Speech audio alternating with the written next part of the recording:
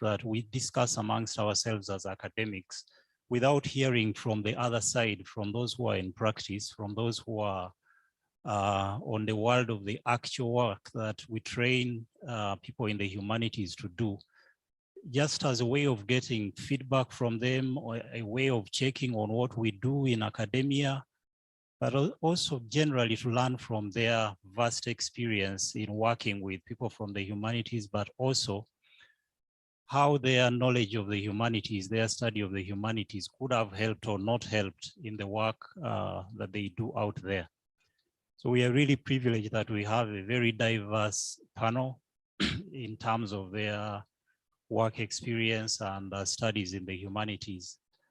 And that's why I said earlier that this promises to be a very interesting discussion. We shall have our presentations in a talk show format. Later we shall have questions from the audience, which questions can be sent either through the chat, or you'll be given an opportunity to raise your hand and ask a question at any point you feel like. Now, briefly about the panel. We have a panel of 5. I'll start from, I'll start with Rita Achiro. I think this name is familiar to many of us. Rita Hope Achiro Lacole. I hope that's the right pronunciation of the last name. Yeah, you've done well. Yeah, great. You can wave to the audience. Rita. Yeah, Rita is a social development worker with experience of over 20 years working with civil society. She's the executive director of Uganda Women's Network. And many of us know the vast work that is done by Uganda Women's Network. She's also, and maybe to some, mostly known for her women rights activism, one of the most outstanding women rights activists in Uganda. And she's recently a winner of the European Union Human Rights Defenders Award of 2021. Congratulations upon that, Rita. Yes, that's Rita. We'll be hearing from that vast experience of hers. I've not talked about the education background, which is also quite wide. Gad Bender, you could also wave to the audience. Right from your car, we could hear the crickets in the background. Yes, we can see you right in the field. Benda is a founder and country director at World Voices Uganda, which is a human rights, access to justice, conflict mitigation and management, and policy advocacy organization. He has done a lot of work in promoting community-based justice solutions to justice problems, and pioneering and promoting the Vataka court model, which is one of the ways of using our traditional justice mechanisms to solve problems, especially for poor people that may not access the modern justice systems or the formal justice systems. He has also done a lot of work around the extractives, advocacy on rights surrounding the extractives industry. But before that, he had an 8 years experience as a journalist, both in broadcast and print media. You're welcome, Gad Bender. I understand, and I hope you forgive me for mutilating your CVs. I asked for short bios, but it was very difficult for any of you to sort of shorten them. So for what I leave out, kindly understand. Kagai Ngovi, please wave to the audience. Kagai Ngovi, I don't know whether you would be comfortable with me mentioning the Peter name as well. I will be comfortable. Peter Kagai Ngovi is a performance poet and author. He has authored 4 poetry collections and is the proprietor behind the Kitara Nation publication line, which is an initiative meant to promote Ugandan poetry. They published quite a number of poems, a number of collections. He's a very passionate poet for those of you who could have watched him perform. He has an experience of over 12 years doing that. So Peter, we are happy to be with you. When I asked him for his short CV, he didn't mention that he's a lawyer, although I know that. But it's very interesting that he moved away from his law background into poetry. I know of two of them who have taken that direction, Kagai and Bwesige wa Mwesigire, who was after his law degree totally moved to literature and poetry and is currently doing his PhD and promoting literature, which is part of the conversation we shall be having later. What is the importance that you saw on that side that would make you make that move? Emily Drani, please wave to us for recognition. Yeah, Emily Drani is the former ED, former executive director and co-founder of the Cross Culture Foundation of Uganda, which is an organization that has done tremendous work in promoting culture, in fighting for cultural rights, in promoting museums, community museums and other kinds, and fighting for historical buildings, some of which have been faced with demolition. They've done a lot of work, and I think some of us could have heard about CCFU in one way or the other. He's also the co-founder of that organization. At the international level, he has served as vice chair of the executive committee of the International National Trust Organization. It's a global umbrella body for national trusts. She sits on a number of boards, about over 5, as you mentioned them, but I could not exhaust them here, and is currently the chair of the board of Uganda National NGO Forum.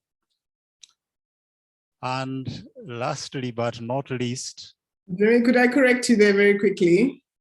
Yes, Emily? Yes, I stood down, so I'm not the chair, but I'm still on the board of NGO Forum. So I'm not the chair anymore.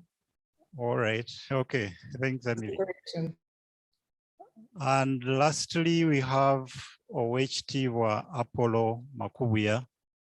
I had to be very careful to put the title OHT. I don't know whether in English we are supposed to translate it as well as honorable. Yes, OHT Apollo Makubuya must be known to a number of us. He's a senior palace advisor to the Kabaka, and he has worked as Deputy Katikiro, Attorney General, and Minister of Justice in Buganda Kingdom. He's a corporate lawyer at MMAKS. I think this acronym is MAX. He specializes in corporate and commercial transactions. He has an experience of 26 years as a lawyer. He's currently the chairman of Equity Bank of Uganda and Prudential Assurance. He has also worked as a lecturer at Makerere University in the Faculty of Law then. Yeah, he has vast experience in a number of other things. I also had to mutilate his CV.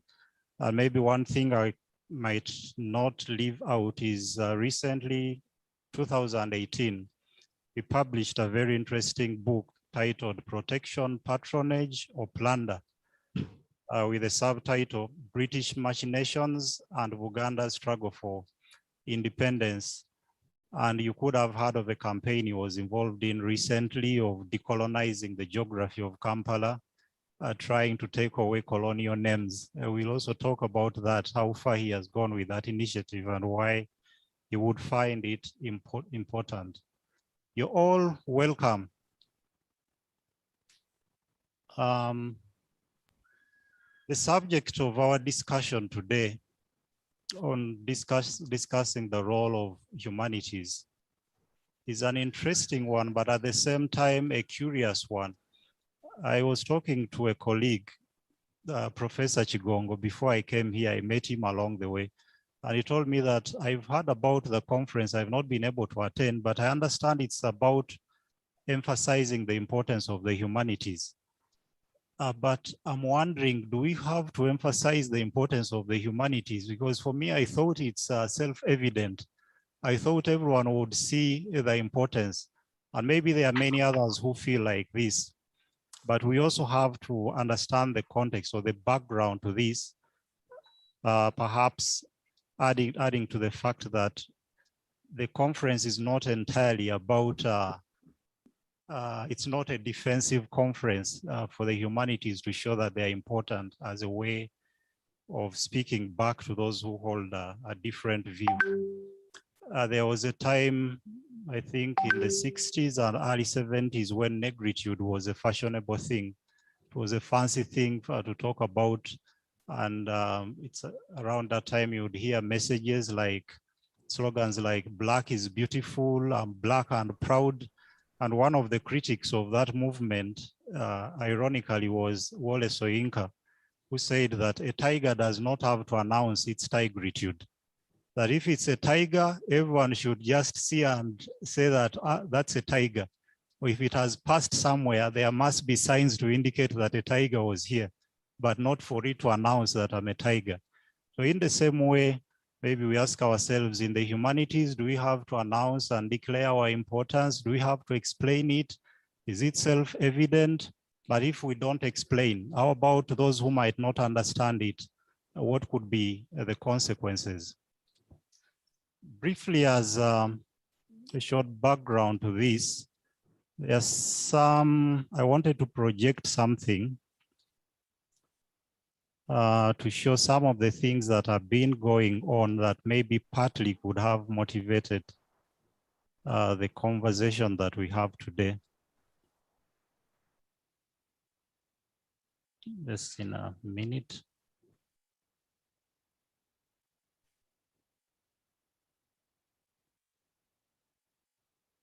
I'll share something in a minute to start us in the discussion.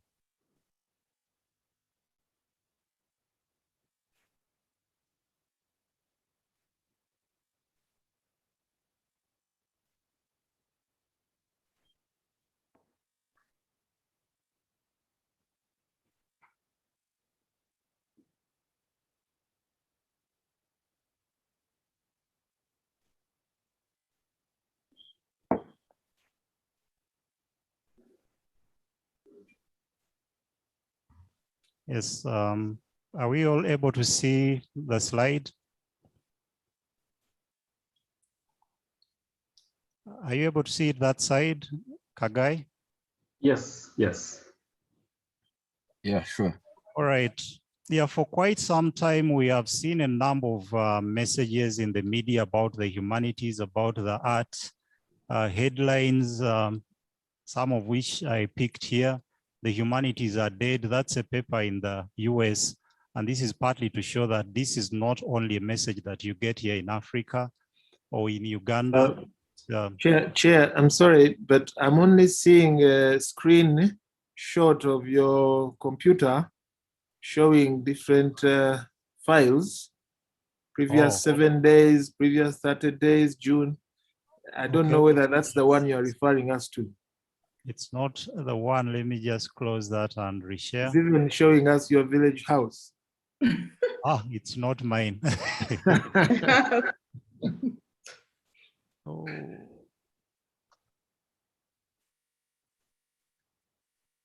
How about now? Still the same image. I don't know if it's just my problem. No, I think it's the same. It's general. It's general. I can see this thing fine. Just a minute.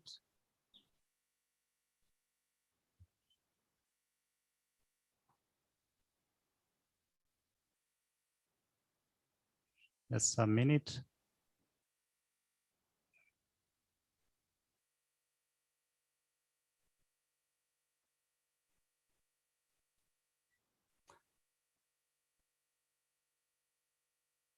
All right, anyway, since we can leave that. But what I wanted to show is that these messages have not only appeared here, we don't only hear them in Uganda. We have had many questions as to the relevance of the humanities. suggestions that humanities courses should be scrapped, indications that humanities courses are not really contributing to fighting unemployment, and that a number of them are redundant. In fact, it hasn't been just expressions of discomfort with seeing those courses around. A number of them have been scrapped. And it appears that the academy has mostly been on the side of responding to the messages that once the other side suggests that this has to move, somehow we are being pushed to move that to the side. And that's where we want to start our discussion from. The emphasis is on the sciences, and an indication the arts, maybe they need less emphasis. I'll start with HT Wamakubia. In your view, looking at the problems that we are faced with in Uganda, from your experience working in the cultural industry, working as a lawyer, and in so many other courts, do you think our major problems are problems of science? First of all, thank you very much. I'm really honored to participate with this distinguished panel. I also congratulate you for organizing a successful virtual conference. I think this is the first of its kind for your school. I've been attending some others from Canada and the US, but really, really happy that we are getting to that level of technology and communication. I'm also very delighted to meet all of you. Friends, I've been hearing some of your work. This is my first chance to see many of you, so thank you. You know, you asked about Uganda and what the problems of Uganda are. And very briefly, one can say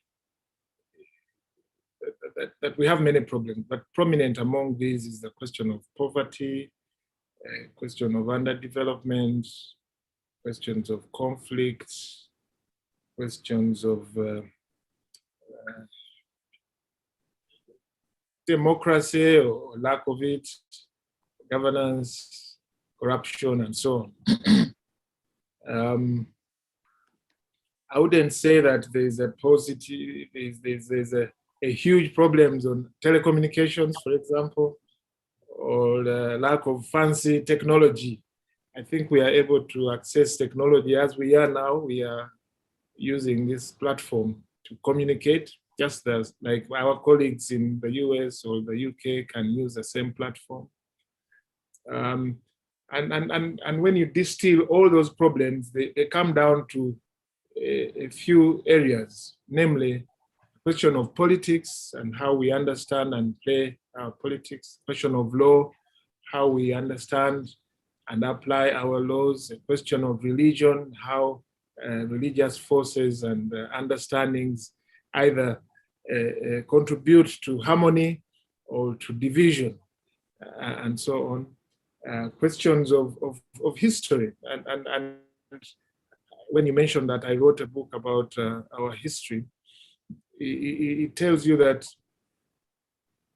even though I am a lawyer, law doesn't operate in a vacuum. You know, there are historical issues. Today we hear a lot about Milo land system and how evil it is.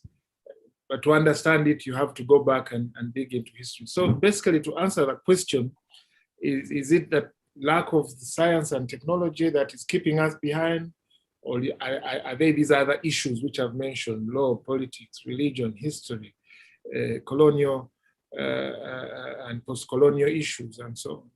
So I think that science is important and it is critical, but if I may make just one last point, you know, the issue of vaccines, you know, on this whole COVID situation.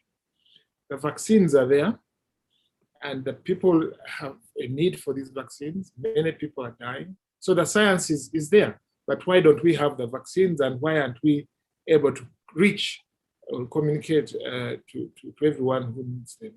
So there's an interplay of forces, I may say, that we need both and we shouldn't underrate or undermine one area to promote another area. Humanities are important, they will be important. In the case of Africa, when I list all the problems that I've mentioned, they relate directly, not to science, but to human relations and how we understand them. Yes, the message I get from you is that it's wrong to create a dichotomy between the two. That is Absolutely. either science or the humanities. Both of them are important in their different ways. Emily, what do you think of that? Thank you, and thank you for inviting me to participate in this panel. Coming from a background of cultural heritage, which sits squarely in humanities or the other way around, and the problems that we have and where we've not looked for solutions actually is in social development, where you have humanities and social sciences and culture. So the humanities provide the character of society, how we behave, how we relate. So even in the context of COVID, how people respond to health crisis is determined by how over years and over time, in terms of history and values and the meaning they attach to life, they have been able to survive or not. And I find that the humanities are not prioritized because they don't come with economic currency. And there's a lot of emphasis on economic development rather than social development. So you find the measure of the value of social sciences or humanities or even culture is often assessed by how much money are you bringing, how much are you contributing to revenue. But that is not the primary role. That is not the primary purpose of the sciences. It's not the primary purpose of culture. It is about helping society to understand itself, how it can relate, how we can, peacefully coexist, how we can have dignity. All the things which are a bit finer than money is where you find the humanities and the sciences. And, it's about raising civil consciousness about what is right and what is wrong. And maybe that's an area where politicians and others might not want to invest too much, because you also don't want citizenry that is too aware and, will challenge a lot of things that the powers that be are likely to make. So there's a tendency to say that the sciences, social sciences are, feminine, it's subjective. It's not going to directly contribute to tangible outcomes when you think about employment or poverty eradication. So the sciences are played down as not that important. However, I think it would be very irresponsible to promote science without looking at humanities. Let me give you an example that's away from COVID. So if we have, like now, there's a lot of talk regarding artificial intelligence. And so is anybody asking questions about what this means for our cultural value of hard work? What this means, let's say, for our morals and sense of responsibility, collective and otherwise? What this will imply for gender roles and responsibilities if with the press of a button, you can actually replace your partner's work. What does this mean for a generation that is going to come and find they do not have to work, they just need to have a good battery and press and have these gadgets around them? What about health? Are we going to have a society that is just sitting there pressing buttons and then we'll be overwhelmed with hypertension and all these other diseases that come from not working and not applying ourselves efficiently? So I think that the sciences are important, and indeed there's a lot we benefit in terms of efficiency from the sciences, but the sciences rely on the humanities to define what society needs, because the sciences are driven by the needs of society. And if we who are in the humanities and who are in culture have a need, that is what triggers the innovation that the scientists work with. So it's the same side, different sides of the same coin. And I think actually the debate is misguided. I maybe talk about that a bit later. Thank you, Emily. As much of your work has been around culture, Yeah. and a lot of this debate has hinged on the idea of job creation, that education is basically seen to be training for the market. How does culture contribute to development, if that would even be a relevant question to ask for those who might think that spending a lot of time on culture, on teaching people about culture is not so much a useful thing if we are focusing on developing the country? How do you think it contributes?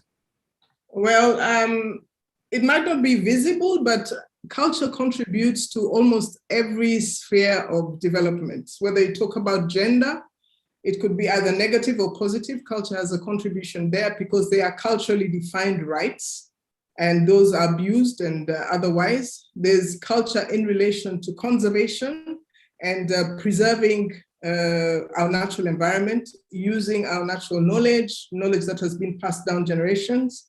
But there is also culture in relation to managing society. So for instance, Honorable comes from a huge ethnic group, the Baganda, and we all live here. There's order. It is not order that is necessarily provided by the state alone. It is because we have a system, a traditional system where we all subscribe to.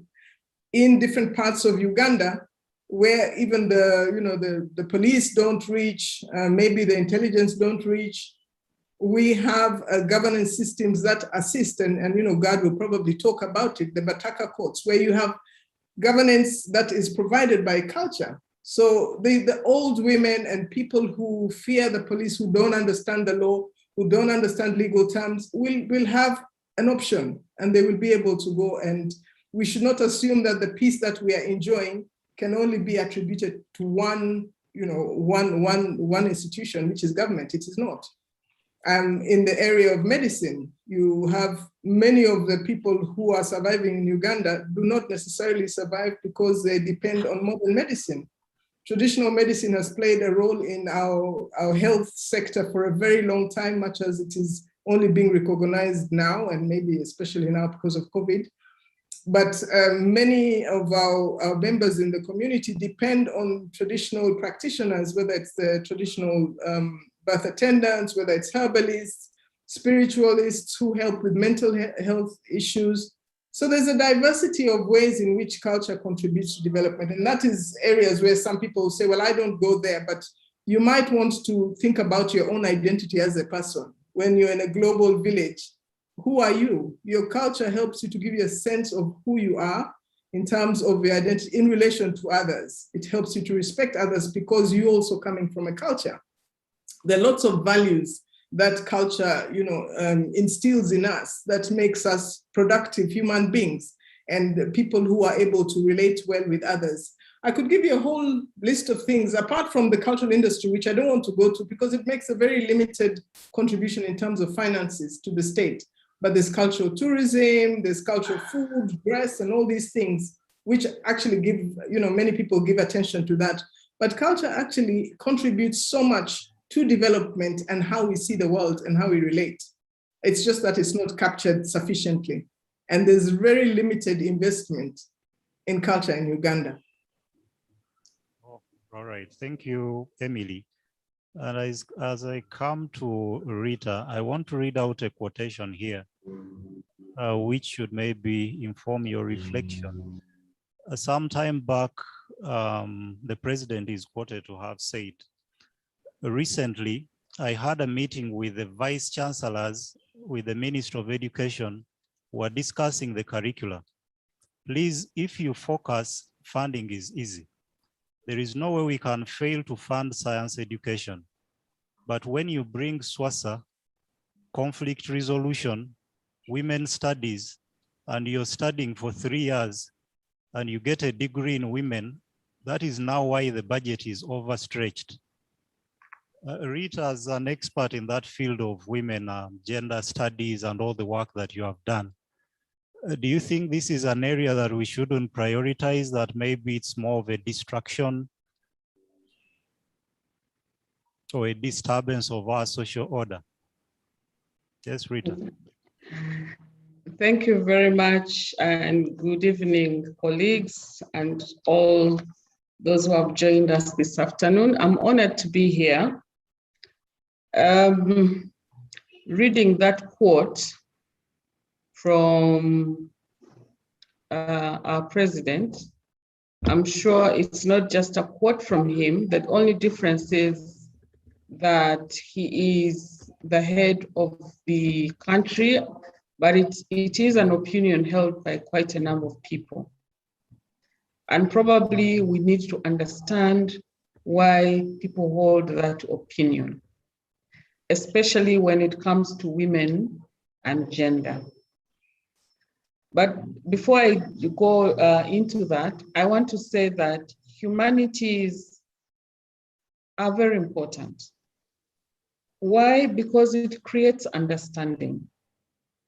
And understanding also brings about critical thinking. Critical thinking helps with citizenship building. And that can only be done when we understand the basic issues of language, history, and culture. So the biggest challenge we have, the people who tend to oppose humanity, is basically the fact that it gives critical thinking. You're able to challenge the status quo. You're able to challenge patriarchy that undermines women, that gives privilege, authority, power, and sense of entitlement to men.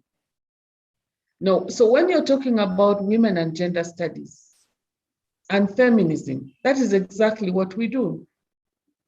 We interrogate, we ask questions, critical questions. Why are these things happening to women the way they are?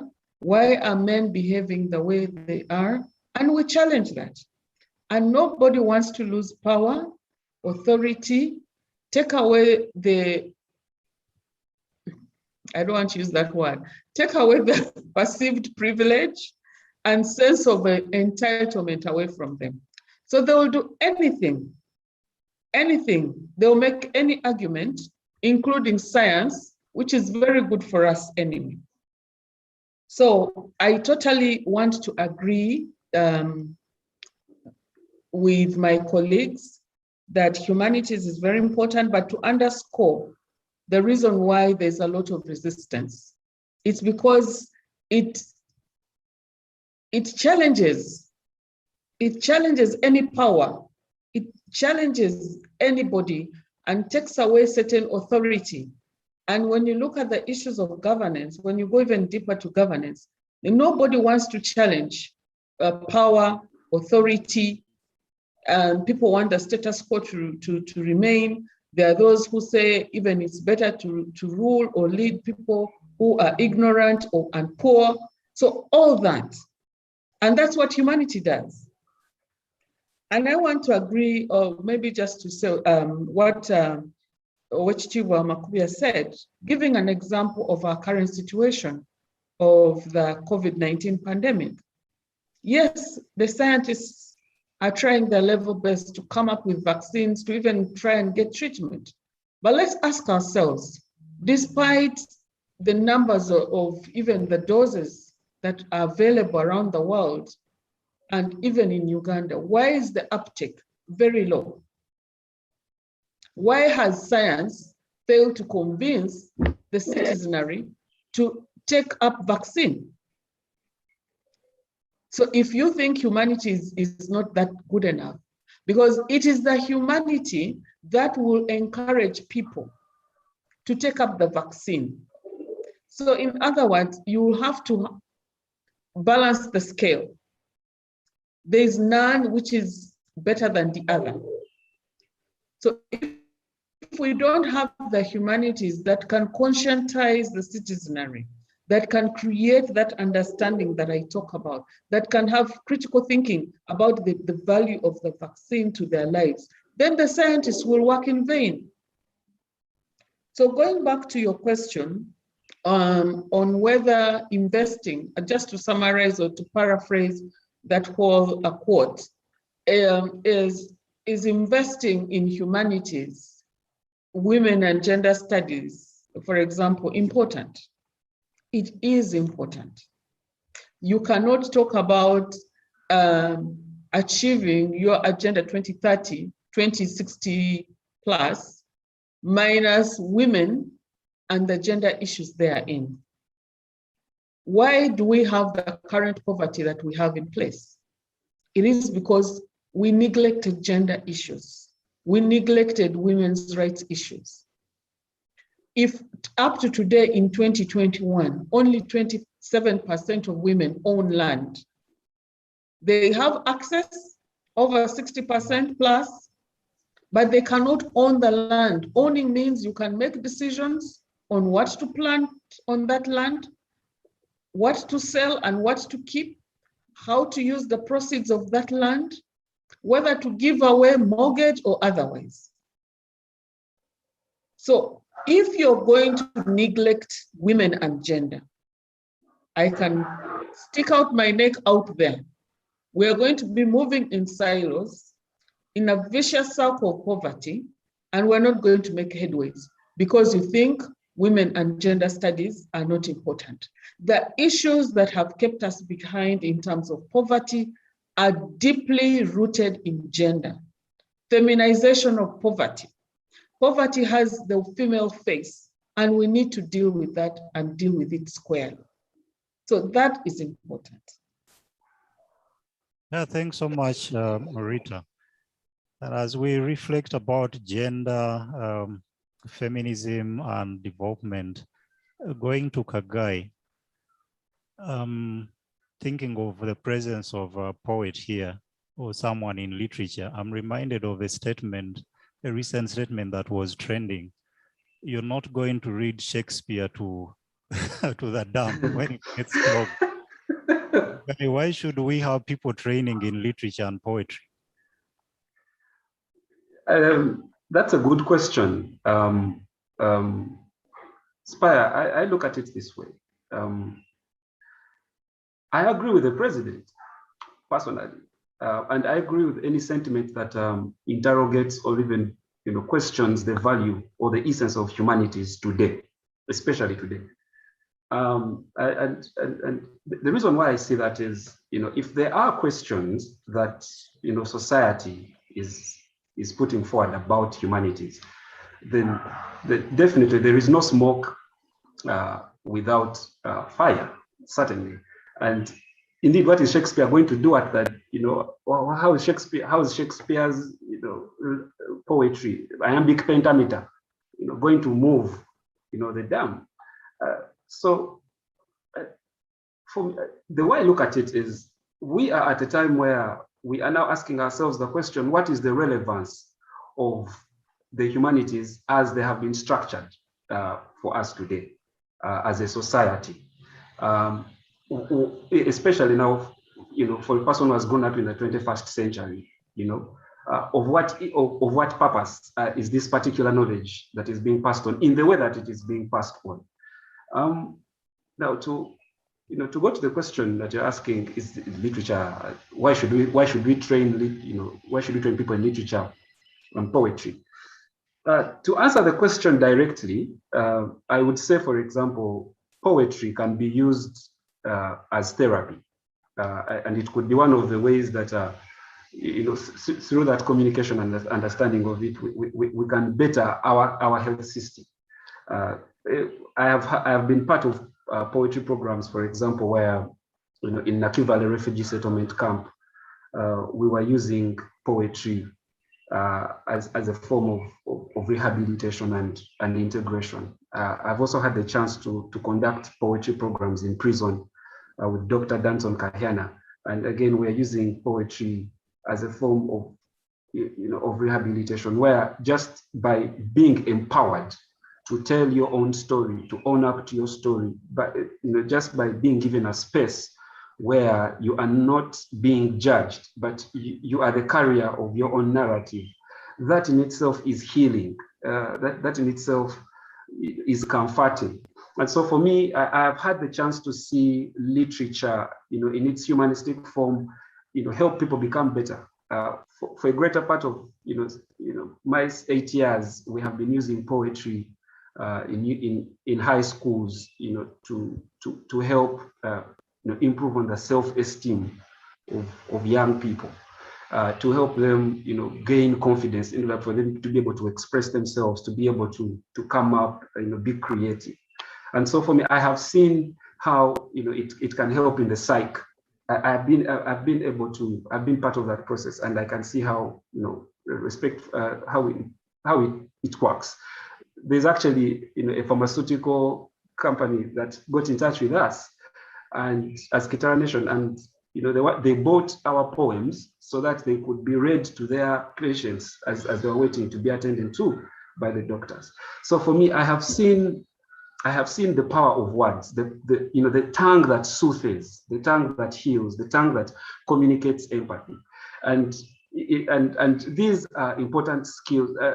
I think what Professor Austin Bukenya keeps saying is that, while we talk about literacy and numeracy, we don't emphasize oracy, as an important component of our education. So I believe that, through teaching our literature, our oracy, our orature, we are helping the Ugandans tap into, their psyche, so that they can be able to explain some of the things that they're going through.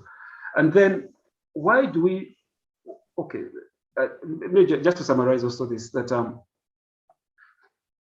why I think that it is important that we address the questions that are questioning our value today is, I see this as an opportunity to come up with new ways of thinking, new ways of relating, new ways of communicating in this society that is fast changing, and we, as the people that are practicing the humanities, we must catch up with the new times. So if the society that we're living in is constantly asking, but what is the value of this thing? What is the importance of this knowledge? Why is SWASA important anyway? I think rather than run away, let us embrace the challenge. Let us see how we can make ourselves relevant, to the present humanity. Thank you.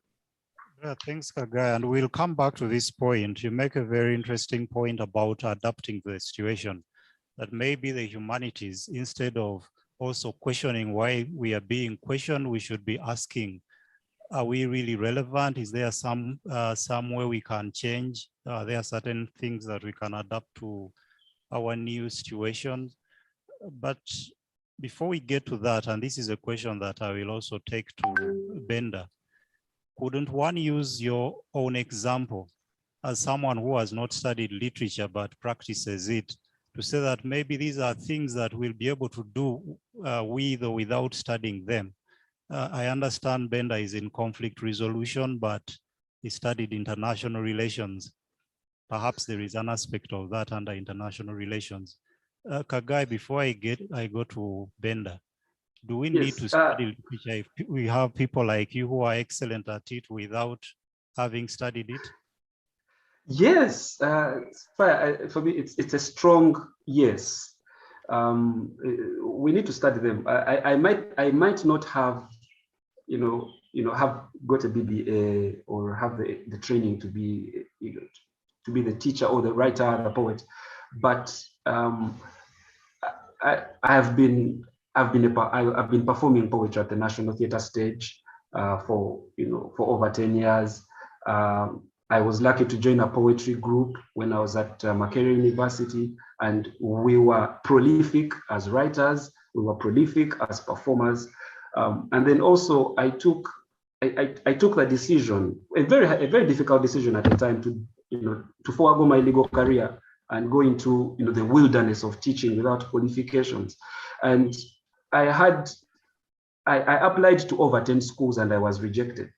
And until my father realized that I was really serious about this, that he decided to reach out to the head teacher of Nabisunsa Girls School, who gave me one oral interview, which I passed. And then I started carrying out my poetry and literature programs and projects in that particular space. It was not handed to me on a silver platter. There was a lot of work that was involved. There was a lot of self-learning. It involves, research and having the discipline and the virtues of always hungering for knowledge. It's always about accepting criticism and allowing yourself to grow in such environment. So, in as much as I recognize that I'm doing the thing that I did not study, but this is something I've been doing, for the greater part of my 20 years. So, it doesn't just fall on my head like manna. Okay, thank you, Benda. You have been patiently listening and waiting for your turn. Conflict resolution and using community mechanisms to resolve disputes. This is something we have been doing through the ages. Conflict has been with us as humanity, I think, to the farthest that you can project back in our history. And we have been relatively successful in some societies in resolving conflicts, although we did not have any formal studies of conflict resolution. There was also this question some time back that once we get to a time where there are no conflicts, what are you people going to do, those who are studying conflict resolution? Well, I don't know whether we shall ever get to that point as a society, but do we really need to formally study conflict resolution from your experience?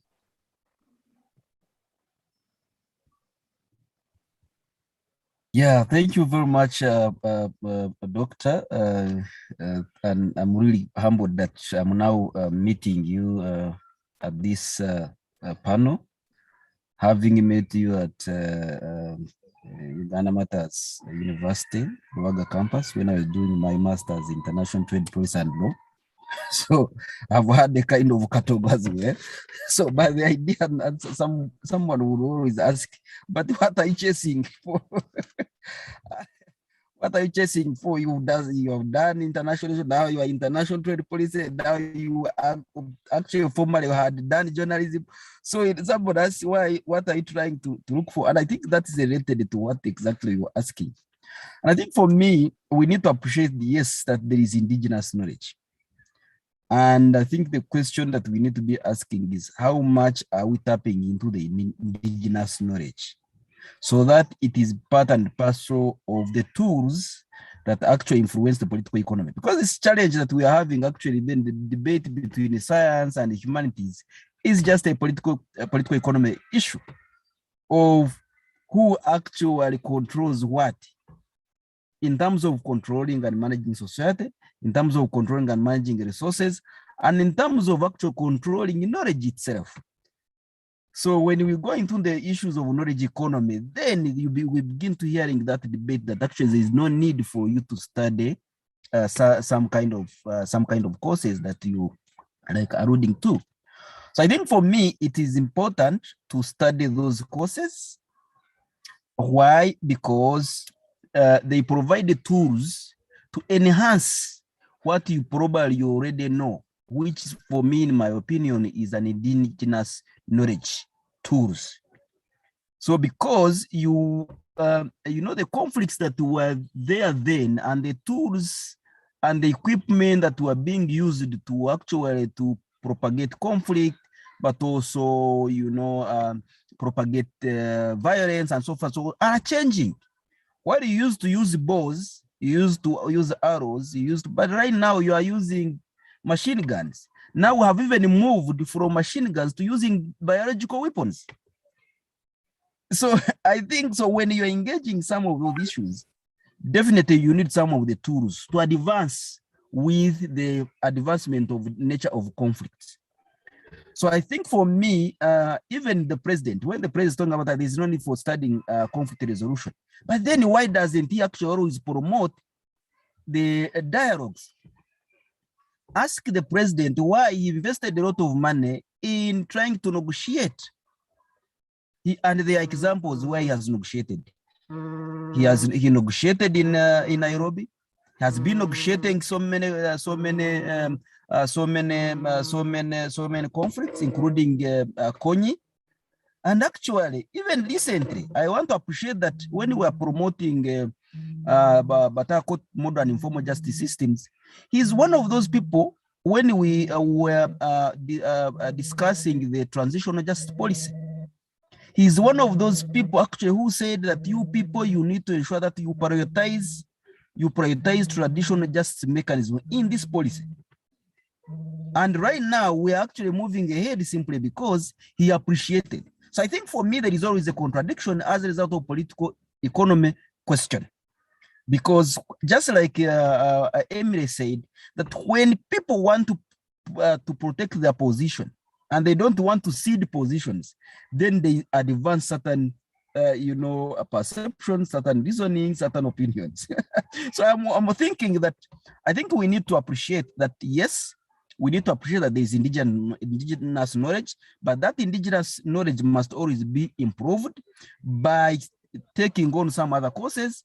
And actually, for me, I think that the humanities is in a way a foundation on which science actually is applied. So, because I mean, when you're talking about issues of governments, you're talking about issues in society, you're talking about issues of public policy. I mean, you know, when you're talking about even the vaccine itself, it's a public health issue.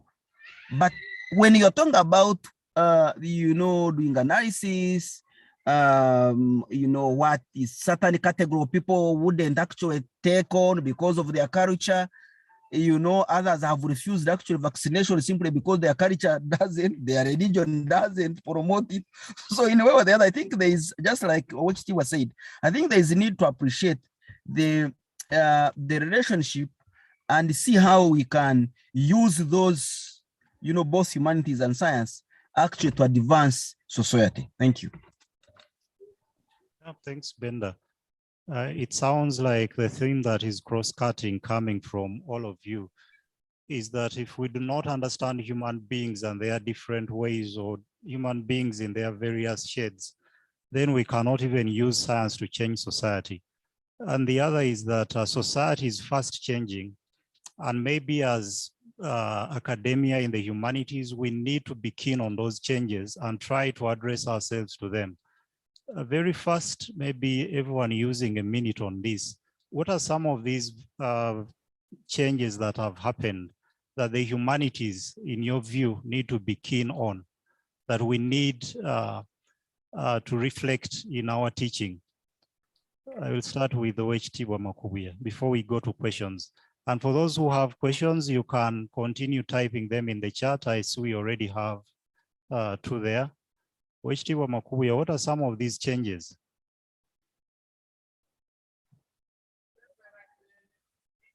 Could you unmute yourself, please? Oh, sorry, thank you.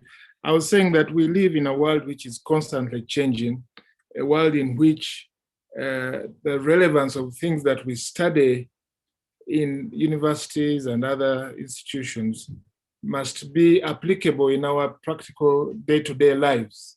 And I want to use the study of history as a subject, for example, in the universities.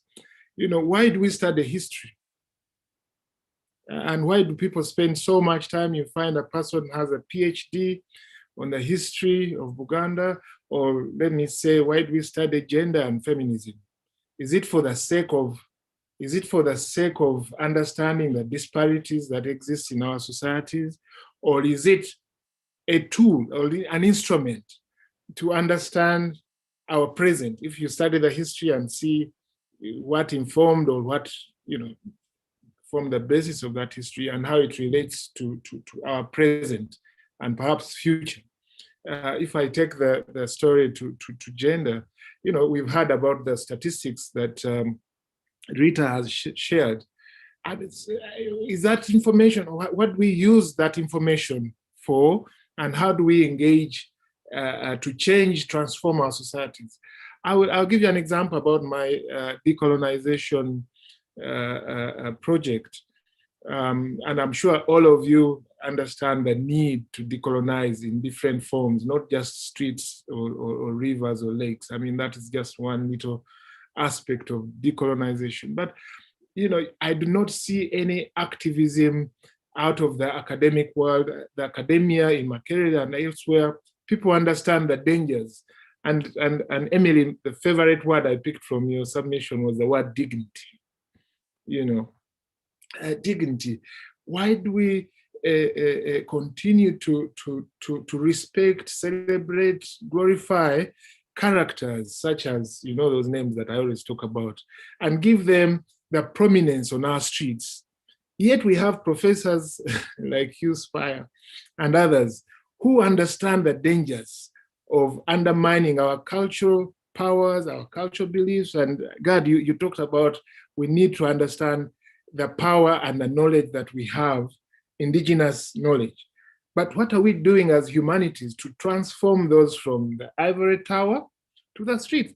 I didn't get any support. I haven't got any support or encouragement from the Department of History, which talks about, you know, which knows who Lugard is and who Colville is, and what these guys did to our communities, and to continue in this whole mindset of colonial mentality. So the question you ask, how is the world changing and how are humanities relating to those changes? I think that there's a disconnect. There's a disconnect, what we study and how we apply it in our day-to-day lives. And I could talk about culture. You know, some people talk about culture as if it's a relic, something of the past, something that, you know, many people wouldn't want to relate or be associated with. But is that the case? Is that the culture that we understand? Is that the culture that we teach at the universities in the humanities? So I think that the challenge that humanities has really is to get out of, you know, the research mode and to get into a mode of applying that knowledge to betterment of our society. I think so, HT. Well, that's a challenge that we should reflect on. I don't know whether Emily would say the same. Some time back, you were running a campaign as part of CCFU, fighting against the demolition of the museum, and I think currently the KPC building. Would you also say that academia was silent as you were doing that? You didn't see any support from the academic side? Yeah, thanks. Thank you, Jimmy. We invited them to join, but you can imagine there's history linked to historical buildings, there's architectural design, there's, you know, tradition around, you know, what those buildings meant to us as Ugandans, but they were silent. So I think it's important that the academia moves with the changes in the world. You know, even if you want to hinge education on global education agenda, even the SDGs are now recognizing the importance of humanities. They're recognizing the importance of issues of identity and context-specific understanding. So I think for us, our universities would really do us a service by making use of the demands of society today, respecting our knowledge and not just following, you know, the colonial blueprint, being able to redefine what is the intellectual product we want from our education, whether it's humanities or sciences. What exactly do we want? And you know, then redefining the objectives of these two different fields, making sure that they draw from our cultural context. Because I think there's a tendency to give a lot of prominence to Western-inspired knowledge and systems and ways of doing things, and not recognizing that there's no need for hierarchy. What we need is to appreciate that there are different bodies of knowledge, and each of them has something to contribute to the state we're in today, whether it's positive or negative. And by glorifying, you know, Western-inspired education, we fail to connect, and that's what has been just mentioned by Honorable Makubia, is that there's that disconnection between what you learn and you come out with this certificate and then you fail to apply that knowledge because it's disconnected from your day-to-day life, which is actually culture. So I think for me, if there can be some flexibility in education institutions, because there tends to be a bit of rigidity about following a particular way of doing things.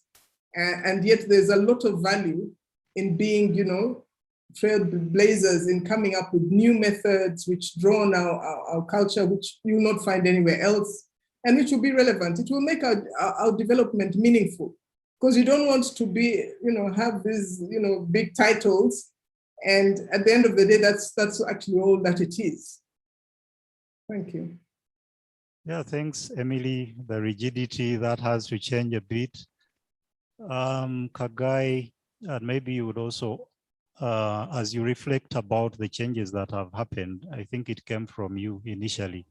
There is a question in the chat that you could also speak to. Humanities are changing. This is from Luerekera Bernard. Humanities are changing. So because of the ongoing evolution of humanity, I don't know if I get it right, humanities are changing. So because of the ongoing evolution of humanity. But does a human person really change? And if so, how much of the human person has really changed over time? Who can answer this if not a humanities scholar? So Guy, what do you think? Who can answer this if not a humanities scholar? That is the biggest wall that I have been able to run into as a poet, as a literary practitioner. You know, who has the right to say what over, you know? For me, to respond to this question directly, does a human person really change?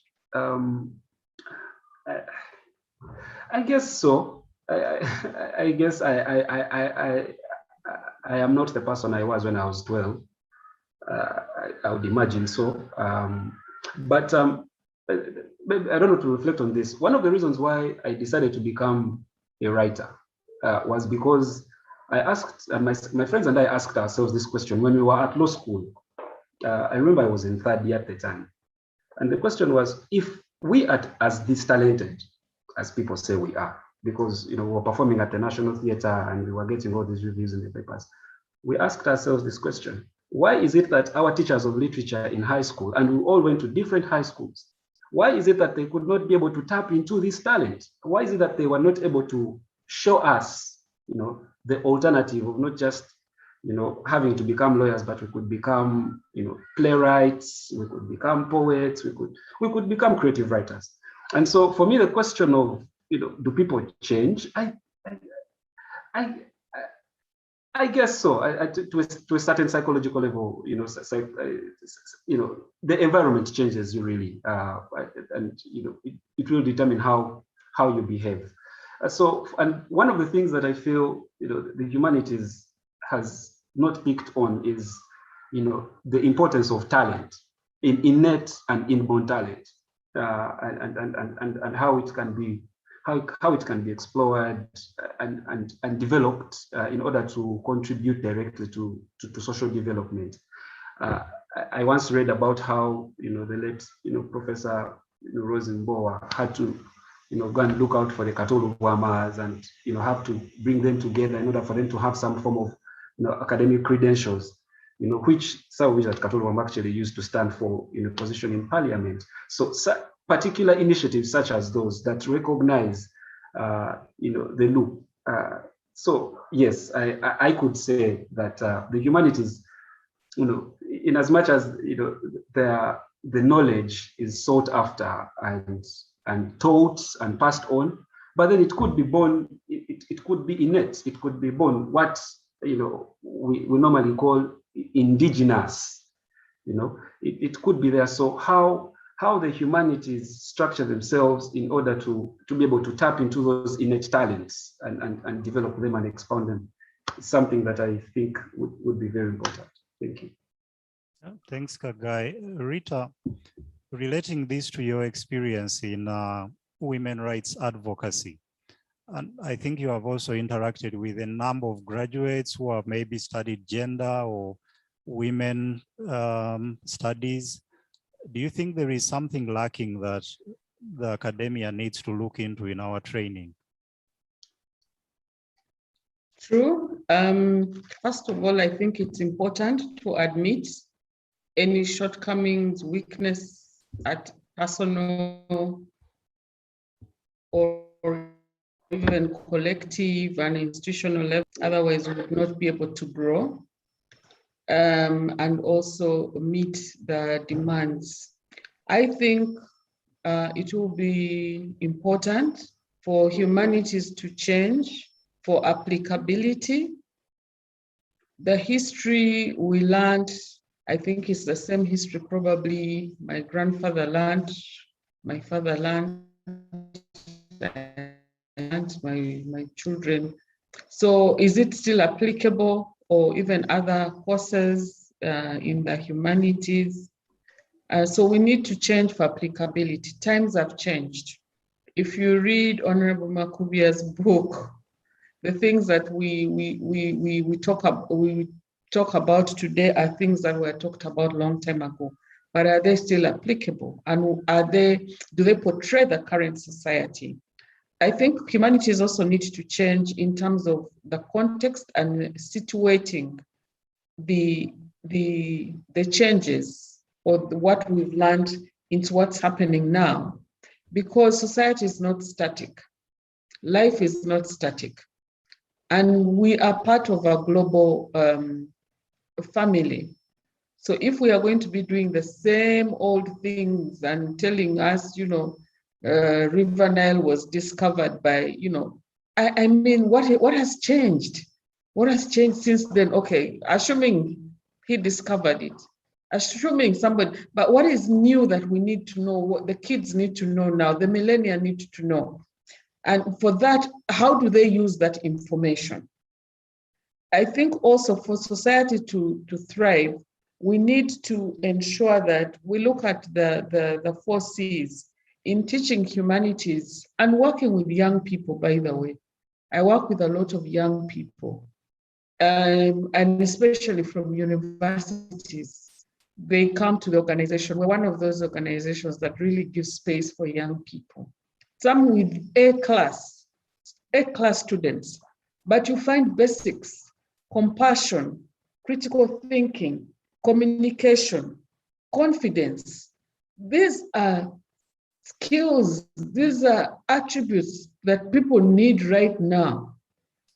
You see Ngobi here, he did law, but now he's in poetry. That people being able to be frugal,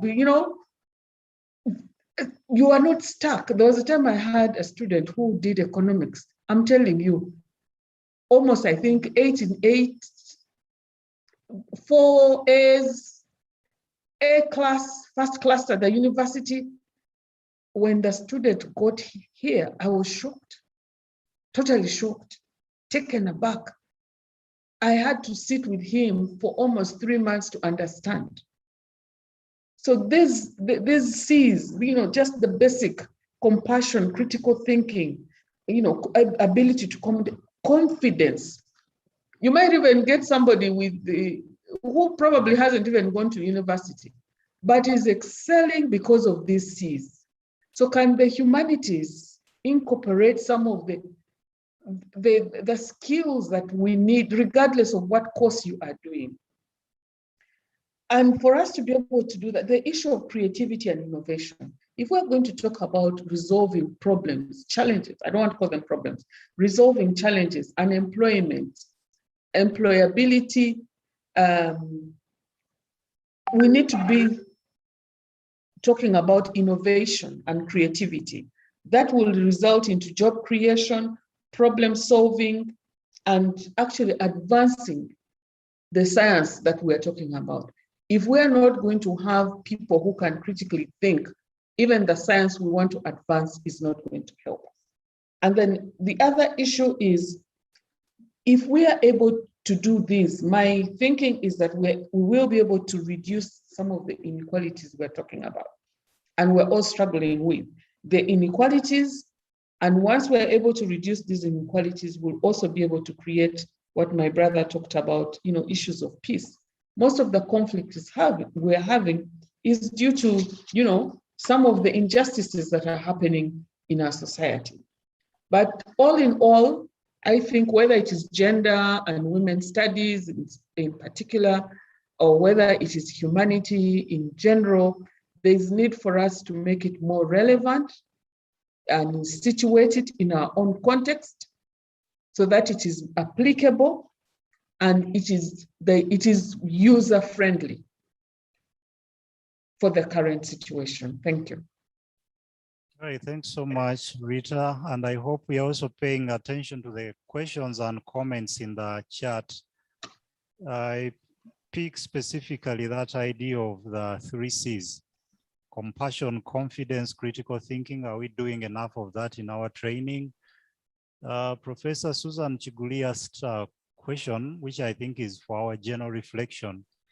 Do you think when His Excellence throws snide remarks at Shakespeare, he's just dismissing Shakespeare? And can we say that Shakespeare is entirely not relevant to our existence in Uganda or Africa? Can we run away from the hybrid situation that encounters from other worlds brought us? Encounters from other worlds brought us? Is it possible to look at the world without wearing blinkers and survey various situations to see how we can all learn from different situations? I think that's for reflection. Ben, as I come to you for the last comment, since we have run out of time, although we would have wanted this to go on and on. There is a question from Grace Kyomuhendo, more of an observation, but it will inform the question that we are discussing. The debate about humanity's relevance is similar to that on gender. Everybody knows its significance, but they choose to undervalue and question it. Then we have fallen in the trap by questioning ourselves and desperately trying to justify ourselves. Is this the right approach? Benda, haven't we just been trapped? Isn't this just a distraction that instead of going forward, we are questioning ourselves and trying to pronounce or to announce our tigritude? Add this to the point on whether we need to make some changes other than just saying we are relevant. Thank you.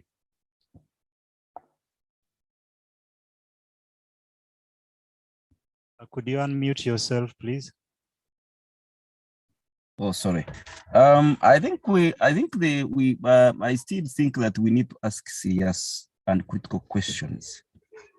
I think one of them is even when you asking a question of why actually we are, reflecting on humanities and asking questions about humanities is an issue. I think for me still it's still a debate around the desire to have control of the economy. It could be knowledge economy, it could be money economy, it could be natural resources, could be it could be governance. So it could be power. So I would think that we need to ask ourselves why certain questions actually arise. And I think for me, those questions arise because of, because of certain reasons. And there are always interests around those questions. So even when somebody asking about why actually would be why you're demanding for gender considerations and asking why you were asking for increment for gender programming, I think ideally it's not only just asking about whether the gender issues are not important, but actually they are asking those simply because those gender issues are having an influence on the power control. So I think for me, even when we need to ask questions, for instance, who control the academia? And when you're talking about, scholars need to interrogate on this one. You need to ask ourselves, why do you think that even when you're talking about changes, what kind of changes? It's not just any change. Because I would also be looking at, for instance, if we are doing changes, then we need to also, how much are we investing in tapping in those, professors who have not got professorial, qualifications from university. We have all the people who are actually good. We have herbalists who are actually curing cancer. But I'm telling you, pharmaceutical companies wouldn't actually allow our medical researchers to appreciate them simply because they are taking away, certain their position. So I would think that it's very important that we need to begin interrogating some of these. Where are these questions coming from? I think for me, if we find out where these questions are coming from, then the issues of questioning where Shakespeare is important or not, those ones will be answered. Why you begin questioning why Owechtibwa Makuburia is asking for the change of names, why we should no longer actually be studying about who discovered River Nile. This River Nile, before the whites came, actually people were even fishing on River Nile. So I think for me, it's important that we begin appreciating, even when we need to change. Yes, we need to appreciate that actually there is need for change. But we need to define the kind of change that we need, because the change must be able to advance further humanity, just like science actually should be able to be used as a tool to advance humanity, not actually stifle humanity. Thank you. Thanks, Benda. And I think that's a very good way of winding it up. Where are these questions coming from? Maybe before we even answer them. This discussion should ideally continue up to tomorrow and maybe beyond, but time has not allowed. I apologize to those online that have been raising their hands but didn't get an opportunity to ask. I take note of all the questions, comments in the chat from Charles, Lillian, Ambrose, Professor Chikoma, and I think the panelists have taken note. We can continue reflecting about these questions. It doesn't end here, and I think that's the purpose of this conversation. It's just meant to tickle us to further reflect, to come up maybe with better ways of doing whatever we are doing. We are very grateful to our panelists today. Thanks for sparing this time. Thanks for sharing your vast experiences. Thanks for challenging us. And let's also look into ourselves on what we can change and how we can make our country, our continent, and the world better. With that, I think we have come to the end of our short conversation, but let's stay around for the closing part of the conference. Thank you very much. And to our online audience, thanks for keeping with us. Have a great evening. Thank you. Thank you, Chair. And I need to have a private conversation with you. All right. Thank you. Thanks, Chair. Thanks, everyone.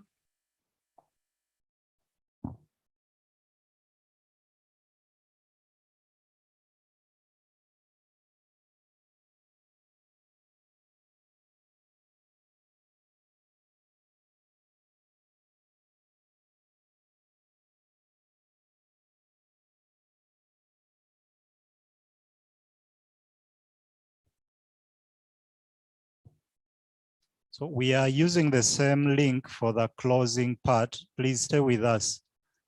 You can keep on that same link for the closing part of the conference. Thank you.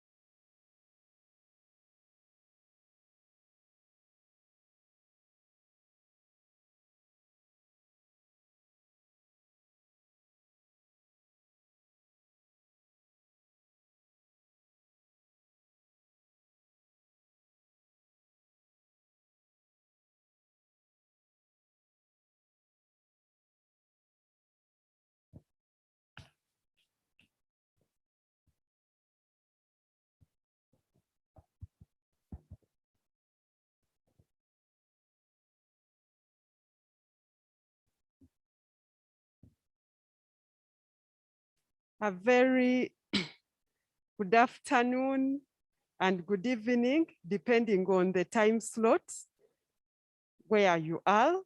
For some people, it's a good afternoon. To some of our dear participants, it's a good evening.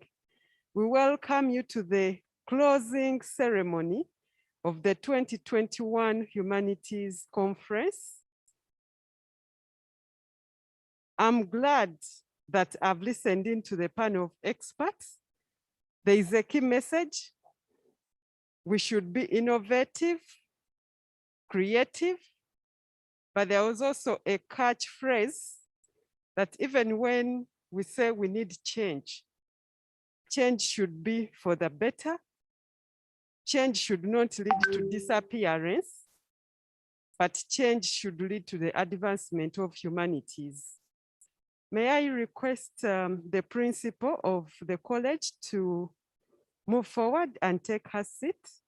I also invite the deputy principal to also move to the podium. The convener of the College of Humanities Conference kindly also join us so that we embark on the last session. To all our participants, we thank you for being with us for the 3 days. It has been a very rich experience, a live flow of ideas, intellectual discourse. Yes, I think what the people in the academia refer to as intellectual discourse. This is Makerere University College of Humanities and Social Sciences, CHUS. The principal of the college is Professor Josephine Ahikire. We are happy to be with her here. The deputy principal is Associate Professor Julius Chikoma. We are happy that deputy principal, you're with us. We are also honored to have the convener of the Humanities Conference, Dr. Levis Mugumya. Innovative, creative. The keynote speaker on the first day of the conference informed us that we should always keep our hopes high by always reminding ourselves that the humanities are alive and well. Professor Monica Chibita requested us, the keynote speaker on the second day, Professor Monica Chibita requested us to always ensure that we do not become perpetual mourners, but we should ensure that the humanities do not disappear. Because she said, when you disappear, then you're nowhere. Today, with the panel of experts, there are messages coming through. Let us ensure that we are innovative, creative. Let us also look at the issues of applicability in a changing world. If there is a phase leading to being digital, let us embrace digitalization. And then also there is an issue which has been more of a catchphrase. Yes, we are not going to be static. The humanities will not be static. The world is not static. We are always on the move. We are on course. We should transit to always the new era. And I'm happy that if you remember, the theme was humanities and humanistic social sciences scholarship for a new era. So if we are to be in that new era, or the fourth industrial revolution, all issues to do with artificial intelligence, we should ensure that if we are changing for the best, and we are changing for the advancement of humanities.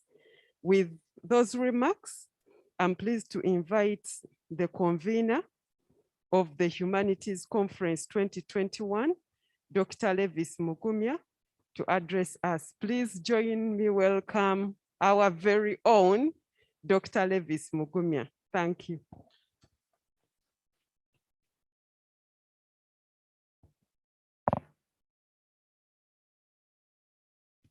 Thank you, Rita, for those good words. The chair, University Council I think this should be online. The Vice Chancellor, Makerere University, the Deputy Vice Chancellor, Academic Affairs, who will be speaking shortly, and I think he's online. The Deputy Vice Chancellor, Finance Administration, whom I also believe is online. Our Principal, Professor Josephine Chire, the Deputy Principal, Professor Julius Chikoma, the deans who are online and listening to us, the heads of department, colleagues who are here in the social distance mode, and all you conference participants. Good afternoon. I wish to first begin by thanking all of you for staying the course since Wednesday till this moment.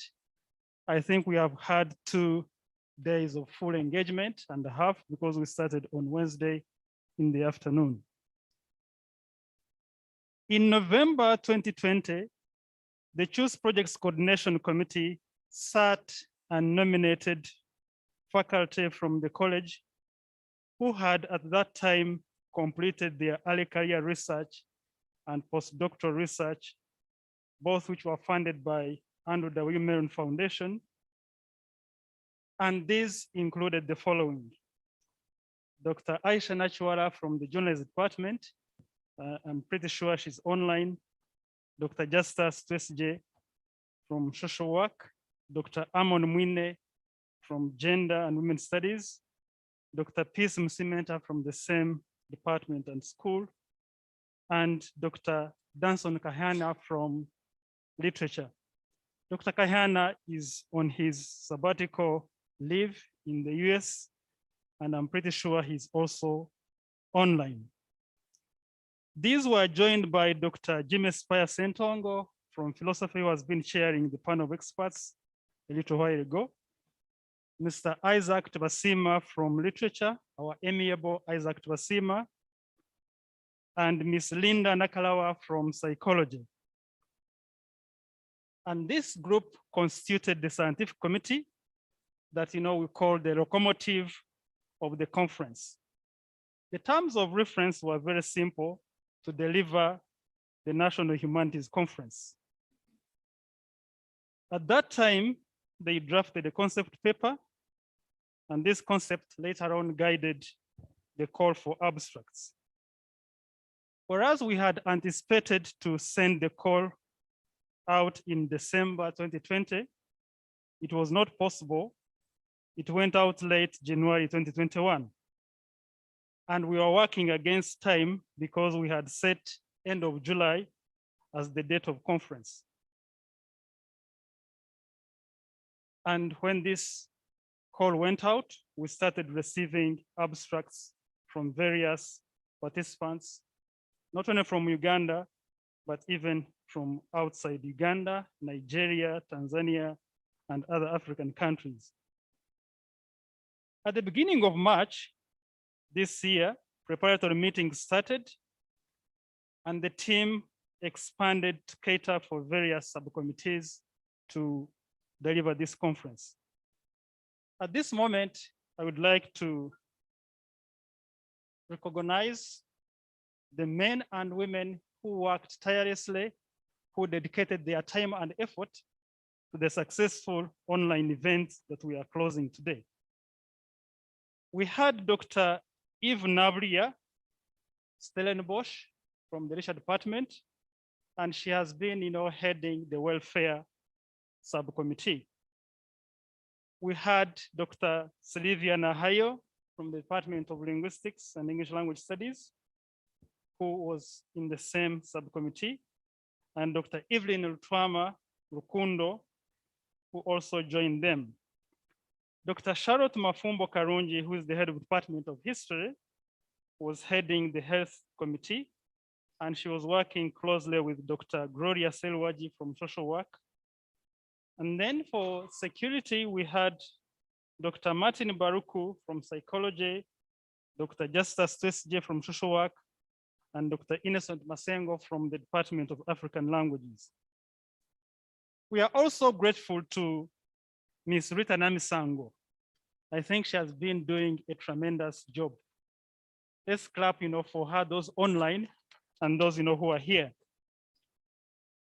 Ms. Rita was heading the communications team, and she worked closely with Ms. Hasfa Kabeja, Mr. Eric Rubega, and Dr. Ivan Lukanda from journalism. Mr. Hasfa Kabeja and Eric Rubega are working in the communications department of our college.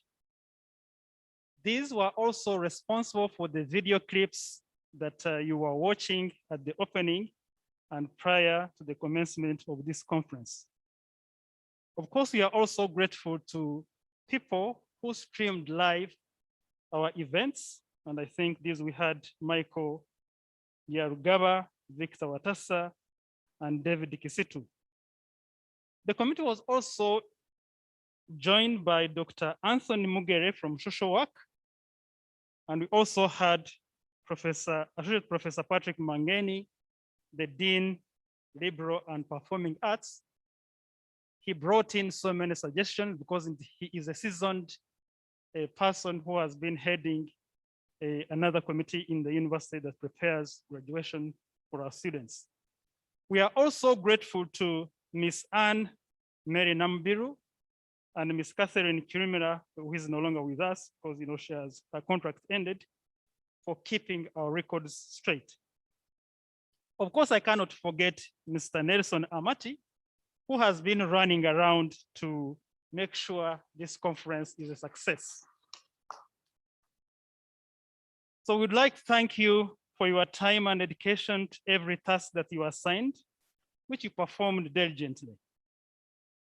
Now we would like to thank our participants. You have been a great audience. And according to Mr. Duncan Mhanguzi, who has been working on the statistics and evaluation from our participants, he told me that on average, each session, the parallel sessions we had an average of 18 persons. If I round that off, that is 20 people. And I think this is a great achievement. Colleagues, at times you travel to the US or travel to Europe. And when you are presenting at times, you have only about 4 or 3 people in the room.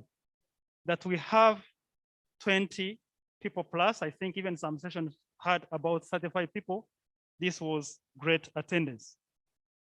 We appreciate the conference presenters for preparing and presenting at the various sessions. Thank you for enduring our constant emails to attend small details that have made this conference a success.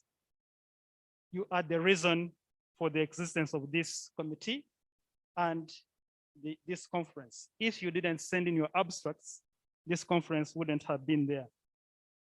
We are also grateful to our graduate students in the college. We thank you for participating in the graduate sessions yesterday. We requested these graduate students to write full papers, which were reviewed extensively by colleagues from the college. And yesterday they received instructive comments, and would like to thank those reviewers who read their papers and provided feedback. Thank you, the session chairs, for accepting to chair the sessions that were assigned to you and adhering to the strict online measures. I remember I contacted you very late, but you did not disappoint me. You accepted to chair these sessions. Our keynote speakers, Professor Tiambe Zereza, your rendition on the humanities was phenomenal. I'm told the keynote is still trending. And I don't think I would be asking too much if I request you that after your stint at USIU, consider the College of Humanities and Social Sciences as your next destination. We would gladly welcome you.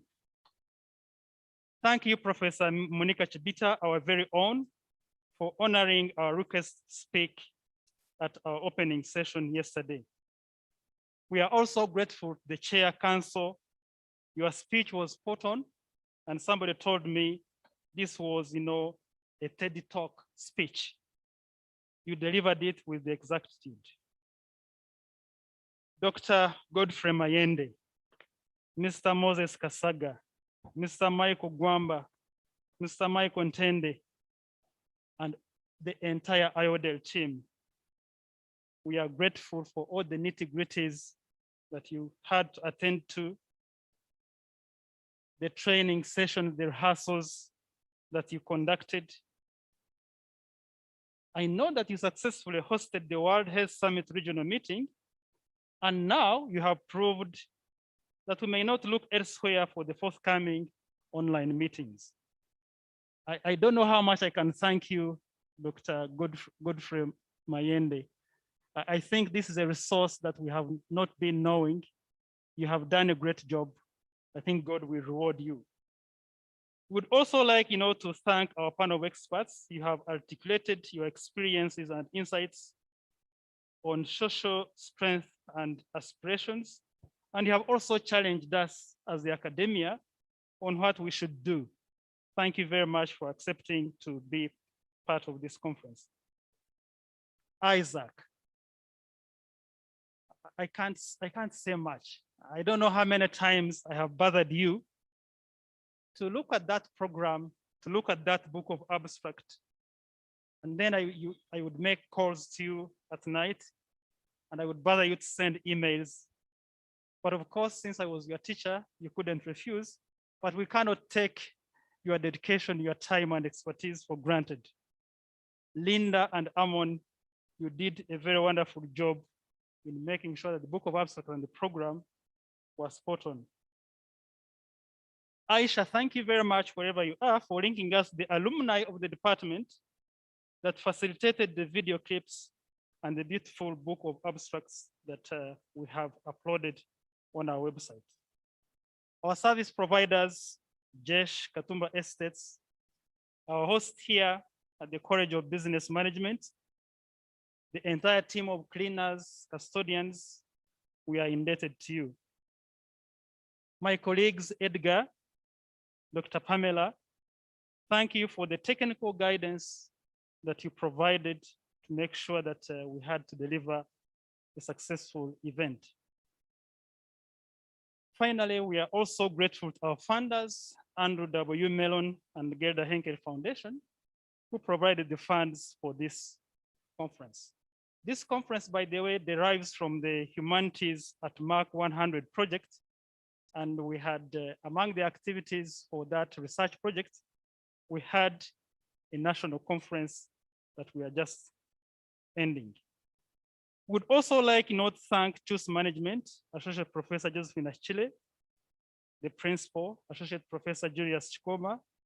We are very grateful for your guidance and providing all the logistical support, writing the letters. At times we would say, oh, we need a letter to write to the VC, or to the Deputy DVCFA. And the moment you would send a draft, Professor Ishire, would have it ready in about 5 minutes. Thank you very much for that support. University management, we are grateful to you. You heeded our calls, participating in the conference. You availed the venues. We are grateful, Professor Josephine Nav Kenya, for making sure that this venue where we had some sort of blended was availed to us. And Professor Kakumba for being there to launch our Twin Mawazo publication. We know that the online event, the online meetings are now the thing, and we can't get away from this. Of course, we know there were technical glitches that participants experienced. We apologize for that. But these fortress-like regulations were intended to forestall any undesirable effects that would have impeded the smooth running of our conference. But I think we have also learned one or two things. For example, to open a Zoom account. I have seen people, using headphones to make sure they receive and communicate pretty well. We had our anxieties. I remember, asking Mayende several questions. Are you sure this is going to work? Can we have, these pre-recorded, presentations sent in case there is a problem, then we can play them back. But I think he has done a great job. As I conclude, Before March 18th, 2020, at such a moment, our international participants would be checking their return tickets to ensure they do not miss the flight. Some would already be checking in, tagging on their souvenirs from the Pearl of Africa. Others would be enjoying the window or aisle seats they obtained. Yet some would be sandwiched between two big ladies or men, reflecting on the Humanities Conference, the people they met, and the Ugandan delicacies they served, and looking forward, to joining their families. Now, this cannot happen.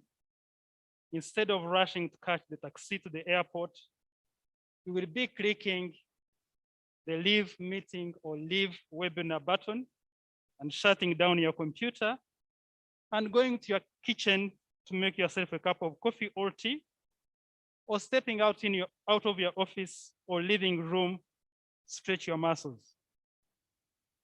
As we look forward to returning to the greater freedoms, let us keep safe and healthy, because the Humanities at Mark 100 Research Project is planning for an international conference for 2022, I think mid-year there. And we would wish to have it the pre-COVID-19 style. I think you remember we had the 1962 African Writers Conference. So we want to bring the world back to Makerere and reminisce some of those memories in 1962. As we continue to build for the future, CHUS is now on the move to the centennial celebrations, and I wish to thank you for attending this conference and being part of the CHUS on the move. Thank you very much, and may God bless you and have a great weekend.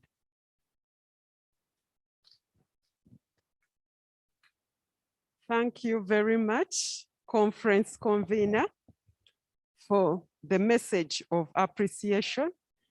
In the same spirit, just allow me to use 2 minutes to also add on that very list.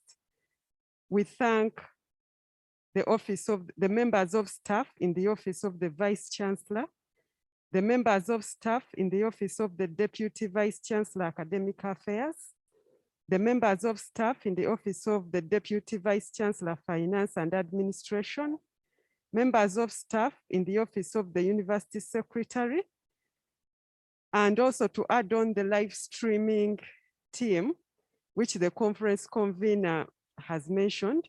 Allow me to thank David Chisitu in a very special way, and also to thank CHUS Communication Office, the team in Makerere University Public Relations Office, DICTS Makerere, where we have Mr. Samuel Mugabi, the director DICTS, and also Mr. Arthur Opio, the digital influencers, Proscovia Navate, and all the participants. You remember we kept on posting and informing you that the 2021 CHUS conference was trending. It's because each and every one of us did what they had. I also saw the principal was very active, tweeting, retweeting. So I'm glad that the participants, the presenters, session chairs turned into digital influencers. And that is why we're able to trend for all the 3 days. The CHUS 2021 Humanities Conference has been trending on Twitter. Thank you so much to everyone who tweeted. We had a team, but at least I'm glad that most of the participants, session chairs, the college leadership, the communication office, public relations office, DICTS. At some point, I even saw someone using the College of Business and Management Sciences Twitter handle. That was good in support of the College of Humanities and Social Sciences. Thank you so much. And all the rapporteurs. We have been having concurrent sessions, and I know that the scientific committee identified rapporteurs. I'm so glad that they have been capturing, and we'll have a report that will have ideas that we will all look forward to as we host the next conference. Allow me to invite the Deputy Principal of the College of Humanities and Social Sciences, Associate Professor Julius Chikoma to address us. Welcome.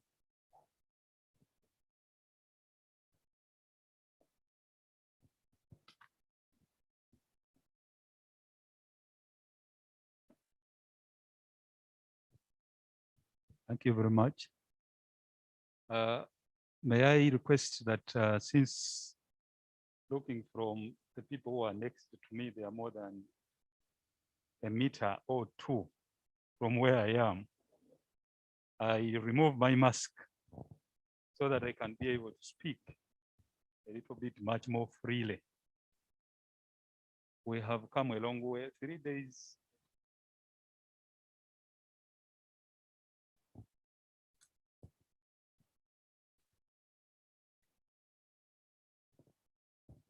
Yeah, thank you very much.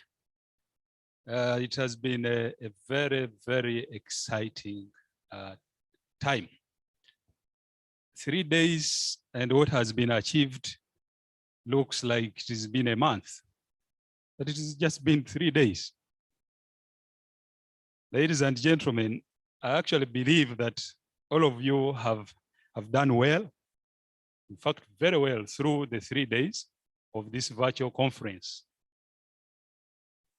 And it is my great pleasure to note that you have had fruitful discussions, although I think that, you know, the 3 days have not been enough.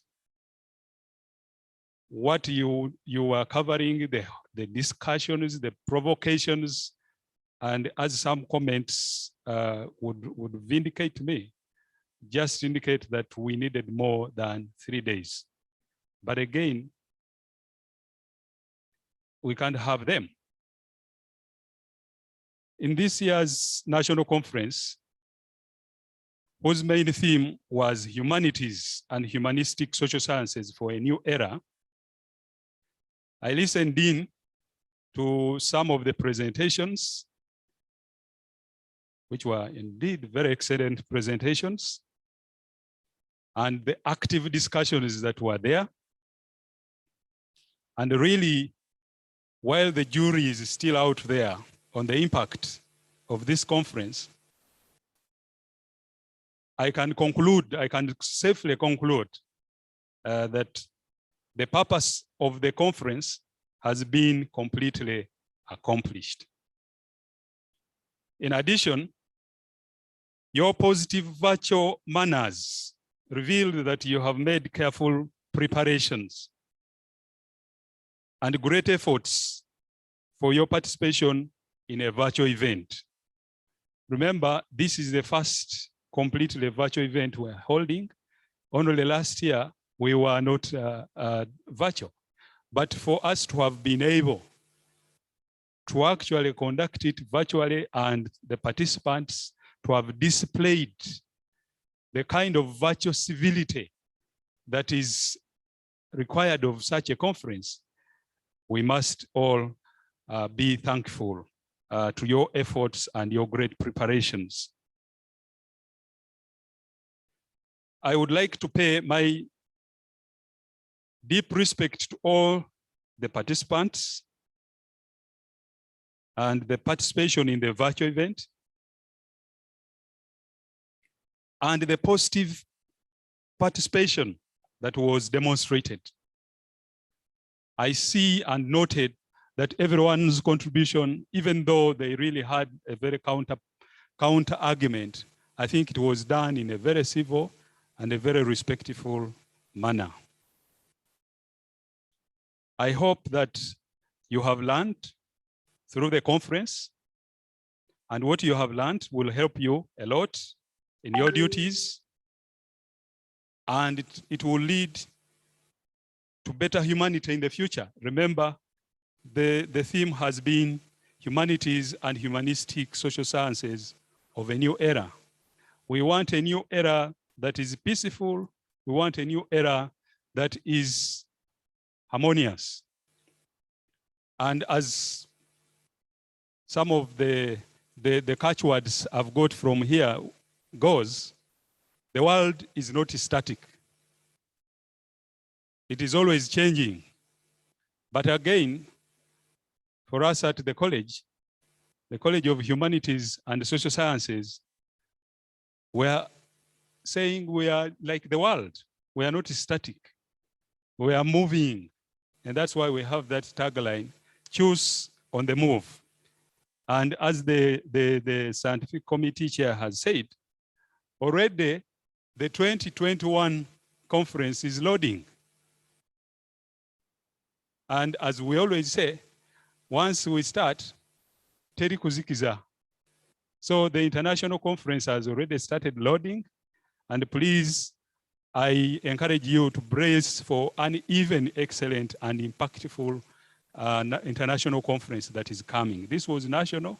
Now we are moving on to an international conference next year. The virtual conference lasted only 3 days, as I've mentioned.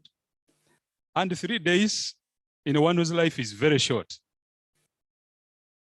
But it has been a precious experience for you to have had discussions in a virtual atmosphere and making new friends in that virtual atmosphere.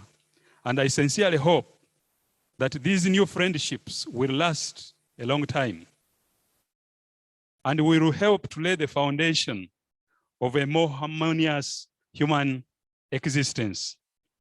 And as we have heard earlier on in the panel discussions, it is important to keep good relations with people.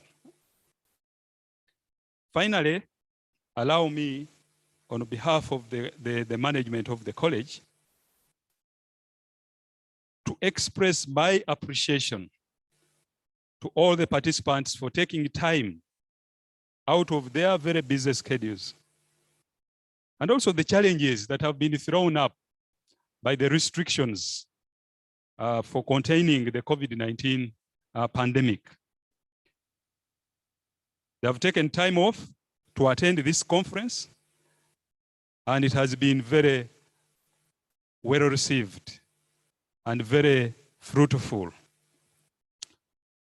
I extend our thanks as a college to our partners and also funders, Gerda Henkel and Andrew Mellon Foundation, for the generous support offered to us to organize this wonderful conference that has been very successful.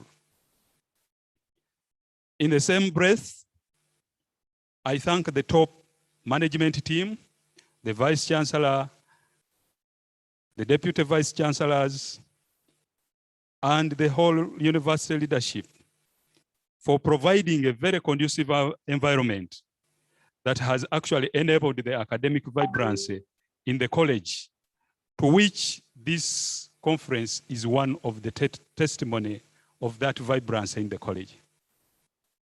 We thank you very much. And for you, Professor Kakumba, in another special way, we thank you for always being supportive of our academic programs and activities. And we actually don't take that for granted. We're always appreciative. I would also like to thank the conference organizers, the team that has been working here on the site and off the site. Of course, at the top of this conference organization, as has been mentioned, has been the conducive environment offered by the college leadership, which is led by our very own Professor Josephine Ahikire. We thank you very much for rallying all these forces, all these troops together to pull off this wonderful event. We thank you very much. And for the organizers who are here and not here, we really applaud you. And may I ask you to give a round of applause, both those who are here physically and virtually, to give a round of applause to all these conference organizers, who I consider are our frontline heroes in this regard.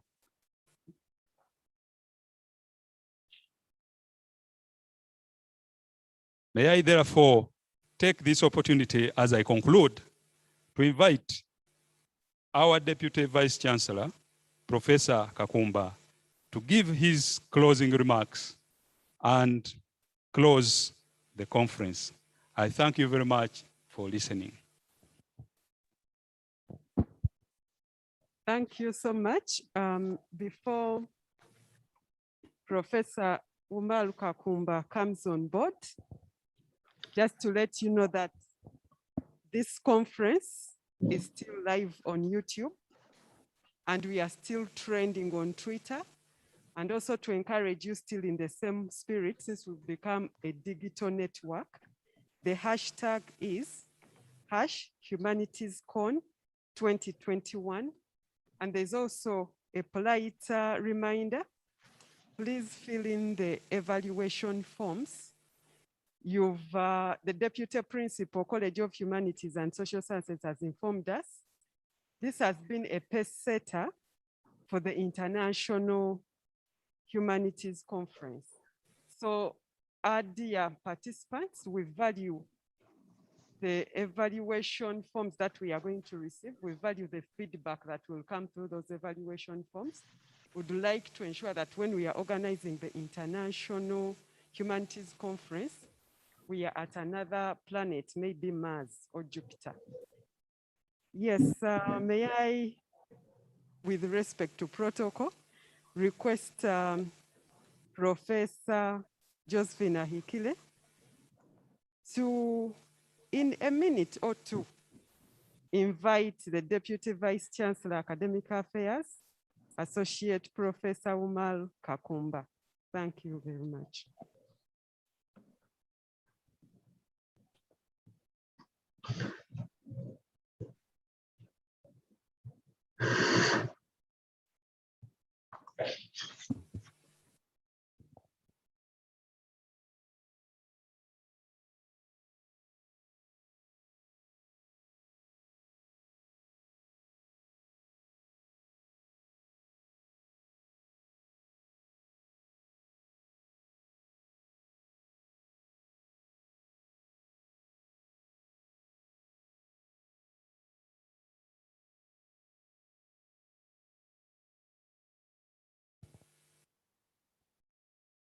Thank you very much, moderator of the session. I am excited.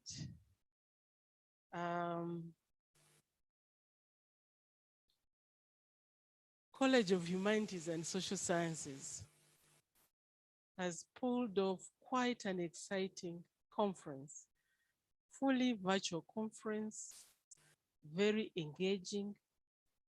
We've had in total 308 participations because on each day we have an average of 100 participants. And going through the sessions, everybody was engaged. Our students were engaged. The PhD students, presented their work, and it was really exciting.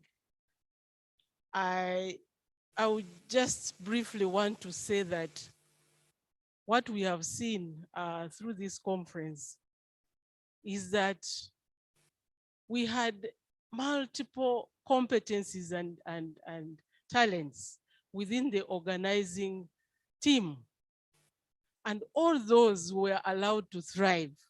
That's why you see all aspects have been catered for. Maybe to specifically also mention the coordination team, which was quiet a bit, but working behind the scenes, led by Dr. Edgar Nabutanyi. Dr. Edgar has inexhaustible energy. Thank you very much for leading that sort of, overall checkup on things so that everything really was on time and went well. Thank you all my colleagues. Dr. Pamela was also mentioned in the coordination team, the deputy principal, and Dr. Levis Mugumya. The chair of the scientific committee, Dr. Aisha Nachiwala, allowed all these talents to flourish. The organizing committee led by Professor Mangeni, all these things come into play. And this is why you even saw that we had the Amati Nelson on the team of organizers. Amati is a messenger in the college. But if you see that this name also appears in the book of abstracts, you know that things are serious.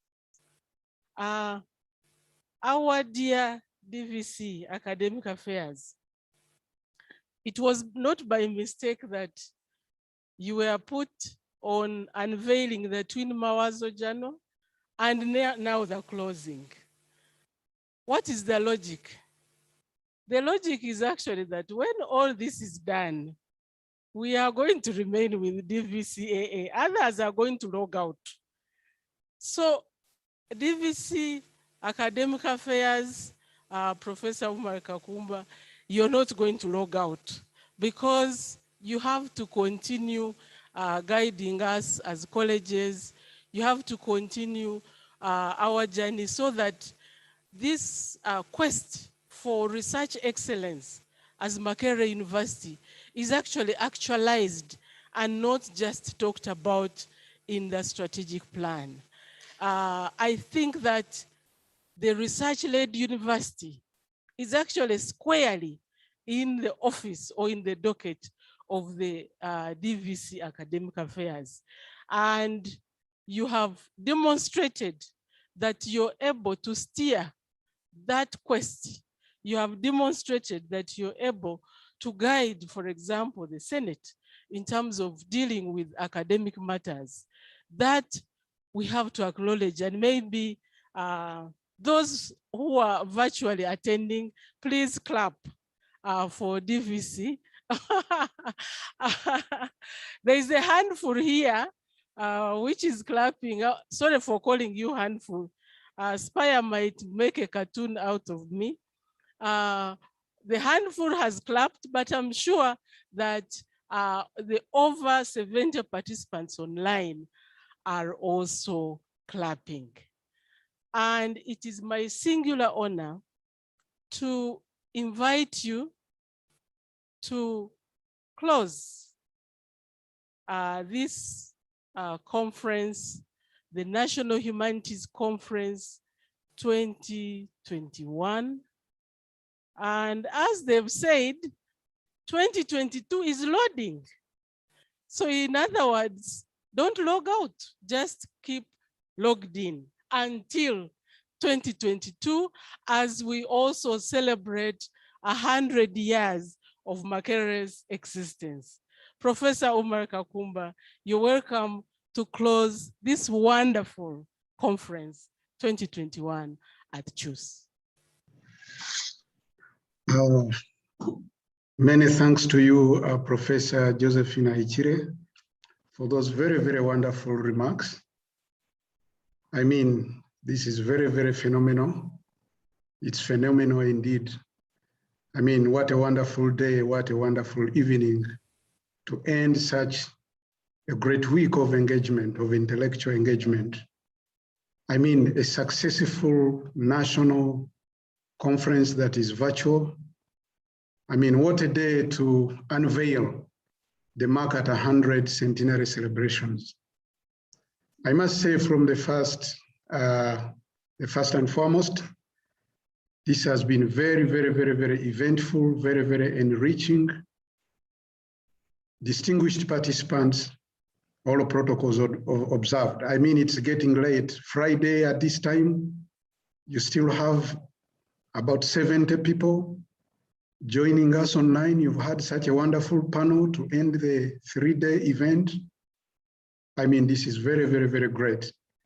Ladies and gentlemen, colleagues, those joining us in the virtual spaces, I want to take a particular note to appreciate the enormous work and investment into this. This has been a very, very wonderful and remarkable event. I want to take another particular note in recognizing the breadth and the depth of the knowledge, the papers presented, the wealth of knowledge shared. Indeed, as I said, this has been very, very remarkable and very, very enriching. From the histories that we have had, the tales, the history sizing of different cases in the humanities and social sciences we have had, the presentations that we have had, the dynamics of humanities and as a discipline, or as various disciplines in humanities and social sciences that have been exhibited and well argued. I mean, I must confess to you, distinguished participants, that it has been a very, very learning curve for me, at least a good learning curve going upwards. Understanding the histories of the different areas of knowledge. We have appreciated the era of neoliberalism, the orthodoxy that Professor Ichire talked about, and its dynamics, the resilience, and how the humanities have managed to reconstruct and also withstand the different testing times that have come with neoliberalism. Of course, the good and bad, the coping mechanisms are very, very important. Because in trying to review these cases in point, this conference has presented an opportunity for us as a university, for me in particular, who is in occupying a position of leadership. It has given us the opportunity to reflect on many decisions that we've been making. People discussed about the STEM, and we have all been involved in promoting the STEM, increased enrollment, 50, 60%, through Senate, through Council. These are wonderful. But did we ever stop to rethink that while we are promoting this, while we are dealing with affirmative action, what about the repositioning of the humanities and social sciences? This conference has brought opportunity to review and interact with such fundamental questions or issues that we're perhaps trying to forget. This conference has also brought to the fore the relevance and the overarching role, and indeed the potential that the humanities and social sciences play in human resource development. I mean, I don't need to delve into the discussions that have gone on for the years. I have been participating in those breakaway groups. Very, very, very interesting. Because the potential position of the humanities in human development, but also in society transformation. This conference has demonstrated that society cannot grow without the human side of enterprise. Indeed, society cannot grow without the human side of enterprise. We can also argue that the health we are prioritizing today, the health, the science, cannot improve anybody's livelihood without addressing the cultural issues and language. And indeed, the panel articulated this very, very well. Because all of those health sciences, interventions, and what have you, must derive and thrive on the culture. The simple culture of individuals or some social norms and whatever are enough to undermine any innovative and creative intervention in terms of health science and technology. I mean, the digital technologies we are talking about and cannot succeed without changing the attitudes and the mindset of the users.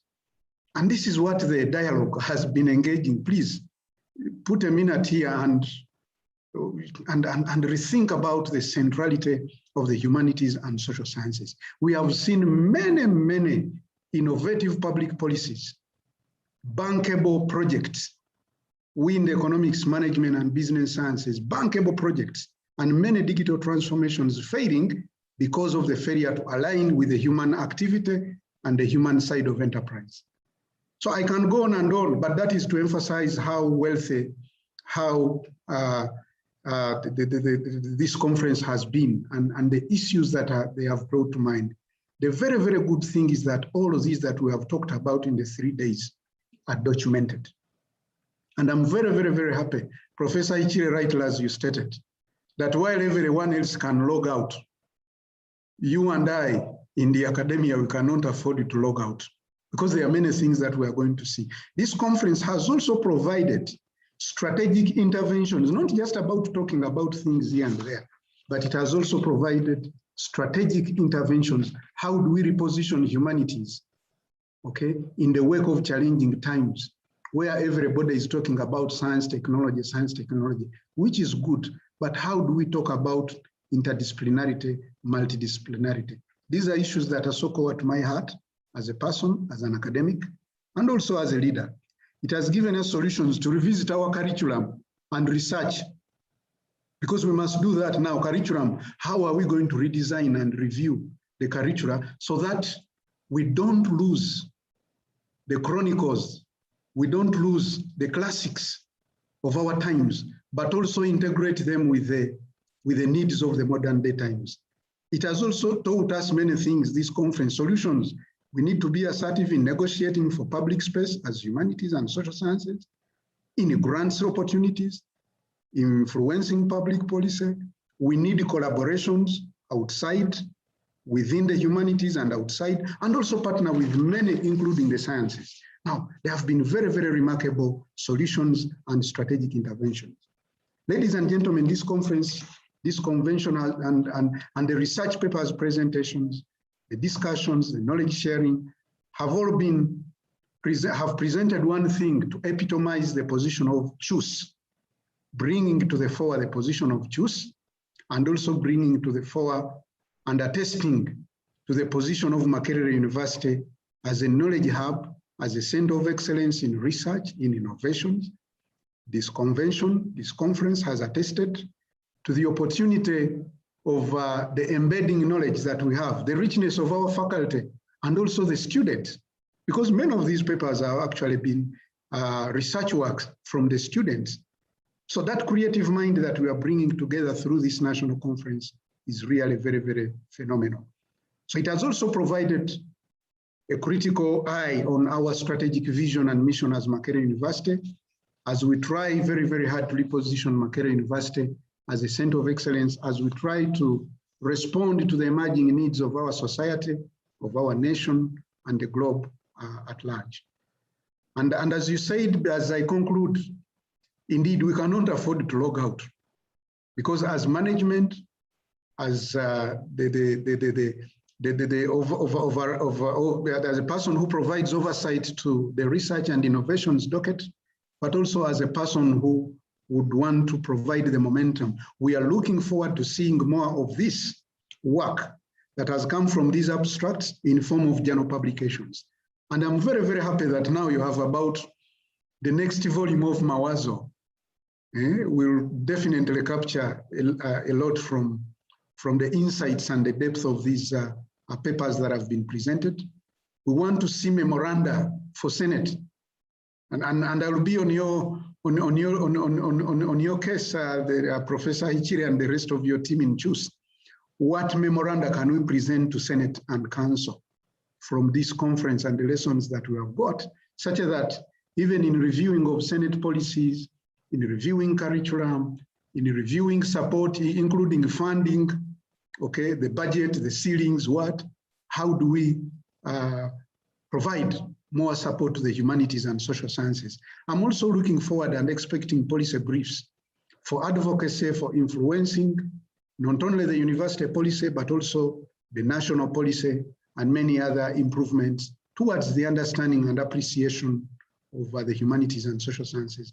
Ladies and gentlemen, I can go on and on, but I don't want to squander your time than I have already done. Permit me really to end this by thanking so much the convener, Dr. Mugumya. I've heard your articulation of the works that you've put into this, the coordination committee. I have seen your great work in this, the organizing committee, the subscribers, contributors, the management and leadership of CHUS, the technical team, Dr. Mayende and the Institute of Open Distance and E-Learning. This is phenomenal. This is fantastic.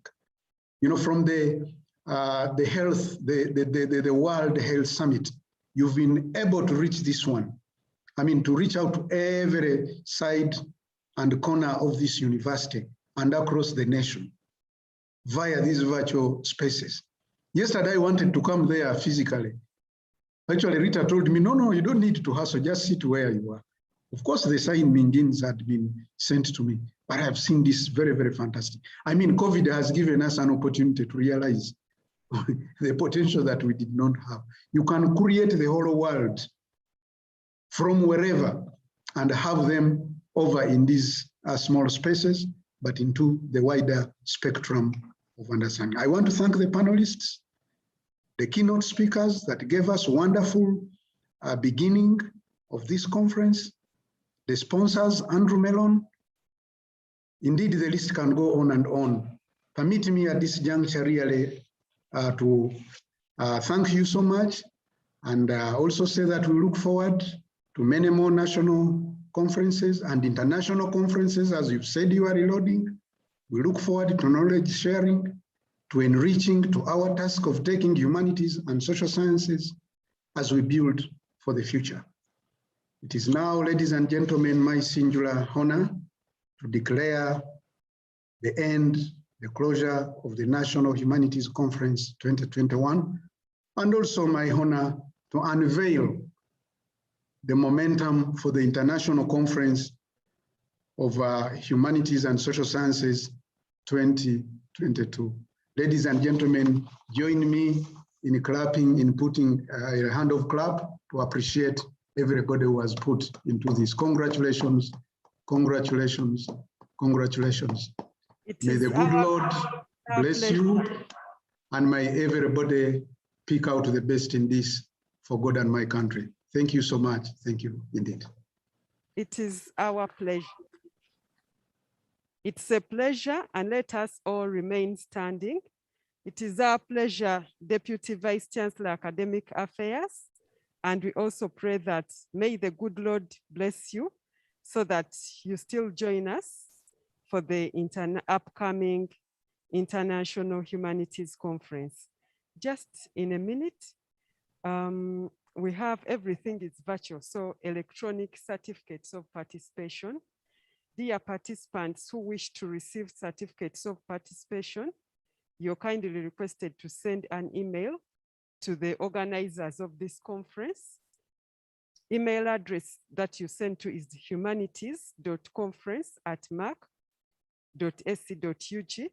Kindly, when you're sending that email, indicate the rightful title that you would like us to use on the electronic certificate of participation, and your right order of names. Thank you so much. We are going to have the anthems in this order. We'll have the Makerere University anthem. Next, we'll have the East African anthem, and then the national anthem. Thank you.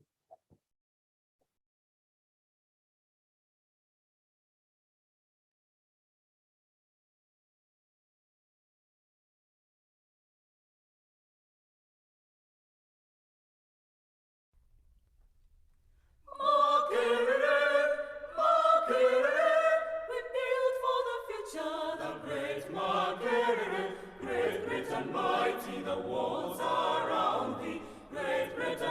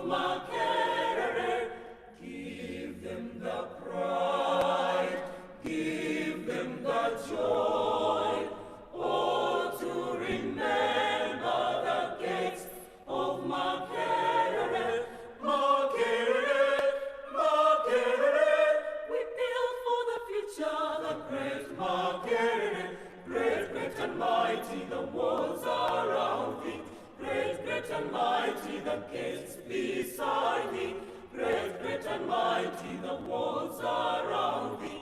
Great, great and mighty, the gates beside thee. Those who hear thee, seek ye the truth, build for the future the great Makerere. Those here have been, those here will be, build for the future the great Makerere, Makerere, Makerere. We build for the future the great Makerere. Great, great and mighty, the walls around thee. Great, great and mighty, the gates beside thee. Great, great and mighty, the walls around thee. Great, great and mighty, the gates beside thee. Ee Mungu twaomba uilinde Jumuiya Afrika Mashariki, tuwezeshe kuishi kwa amani, tutimize na malengo yetu. Jumuiya yetu sote tuilinde, tuajibike, tuimarike. Umoja wetu ni nguzo yetu, idumu jumuiya yetu. Oh, Uganda, may God uphold thee. We lay our future in thy hands. United, free for liberty, together we'll always stand.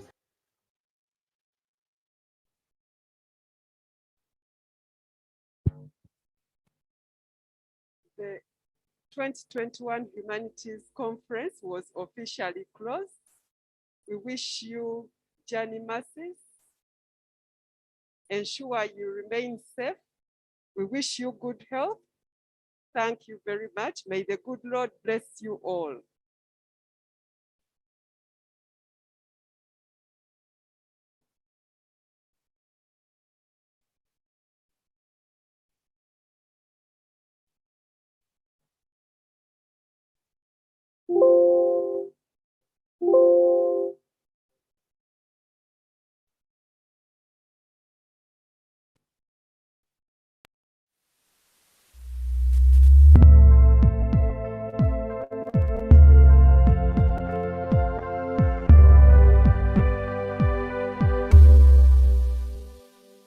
As a college, we have decided that for us to make a difference, for us to increase on the vibrance of the members of staff, as a research-led university, we must create knowledge, we must share knowledge, we must also be able to learn from each other, peer learning.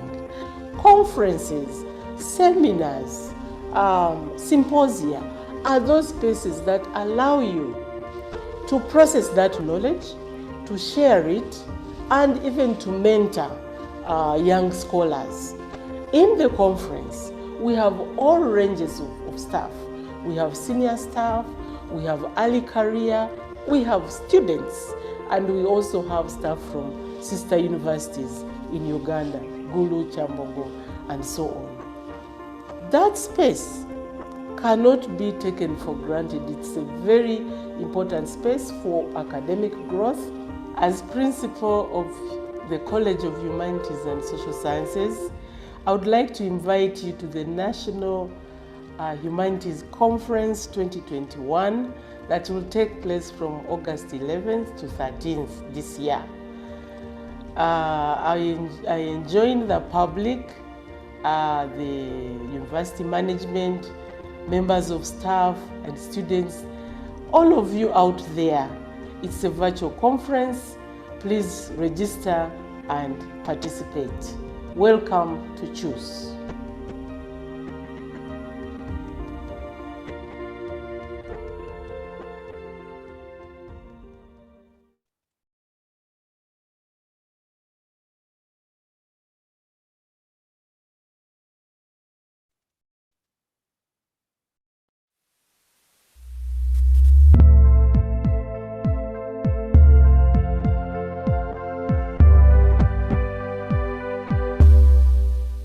First of all, I want to congratulate the College of Humanities for organizing this Humanities Conference, the National Humanities Conference. The College of Humanities and Social Sciences is a pivotal college in our university because it is, if you want, addressing issues that affect people directly. And that's why we call them the human sciences. So for our university, the College of Humanities has been existing for quite some time and making a tremendous contribution to the name of Makerere University, to the production of key human resource for this country and the entire region, but also to research that has made Makerere the great institution that it is. The humanities are very much part of the history of Makerere University. Actually, you can say a big part of the good history of Makerere universities is attributed to the humanities. So if you talk about people like Ali Mazirui and the writers like Rubadiri and others,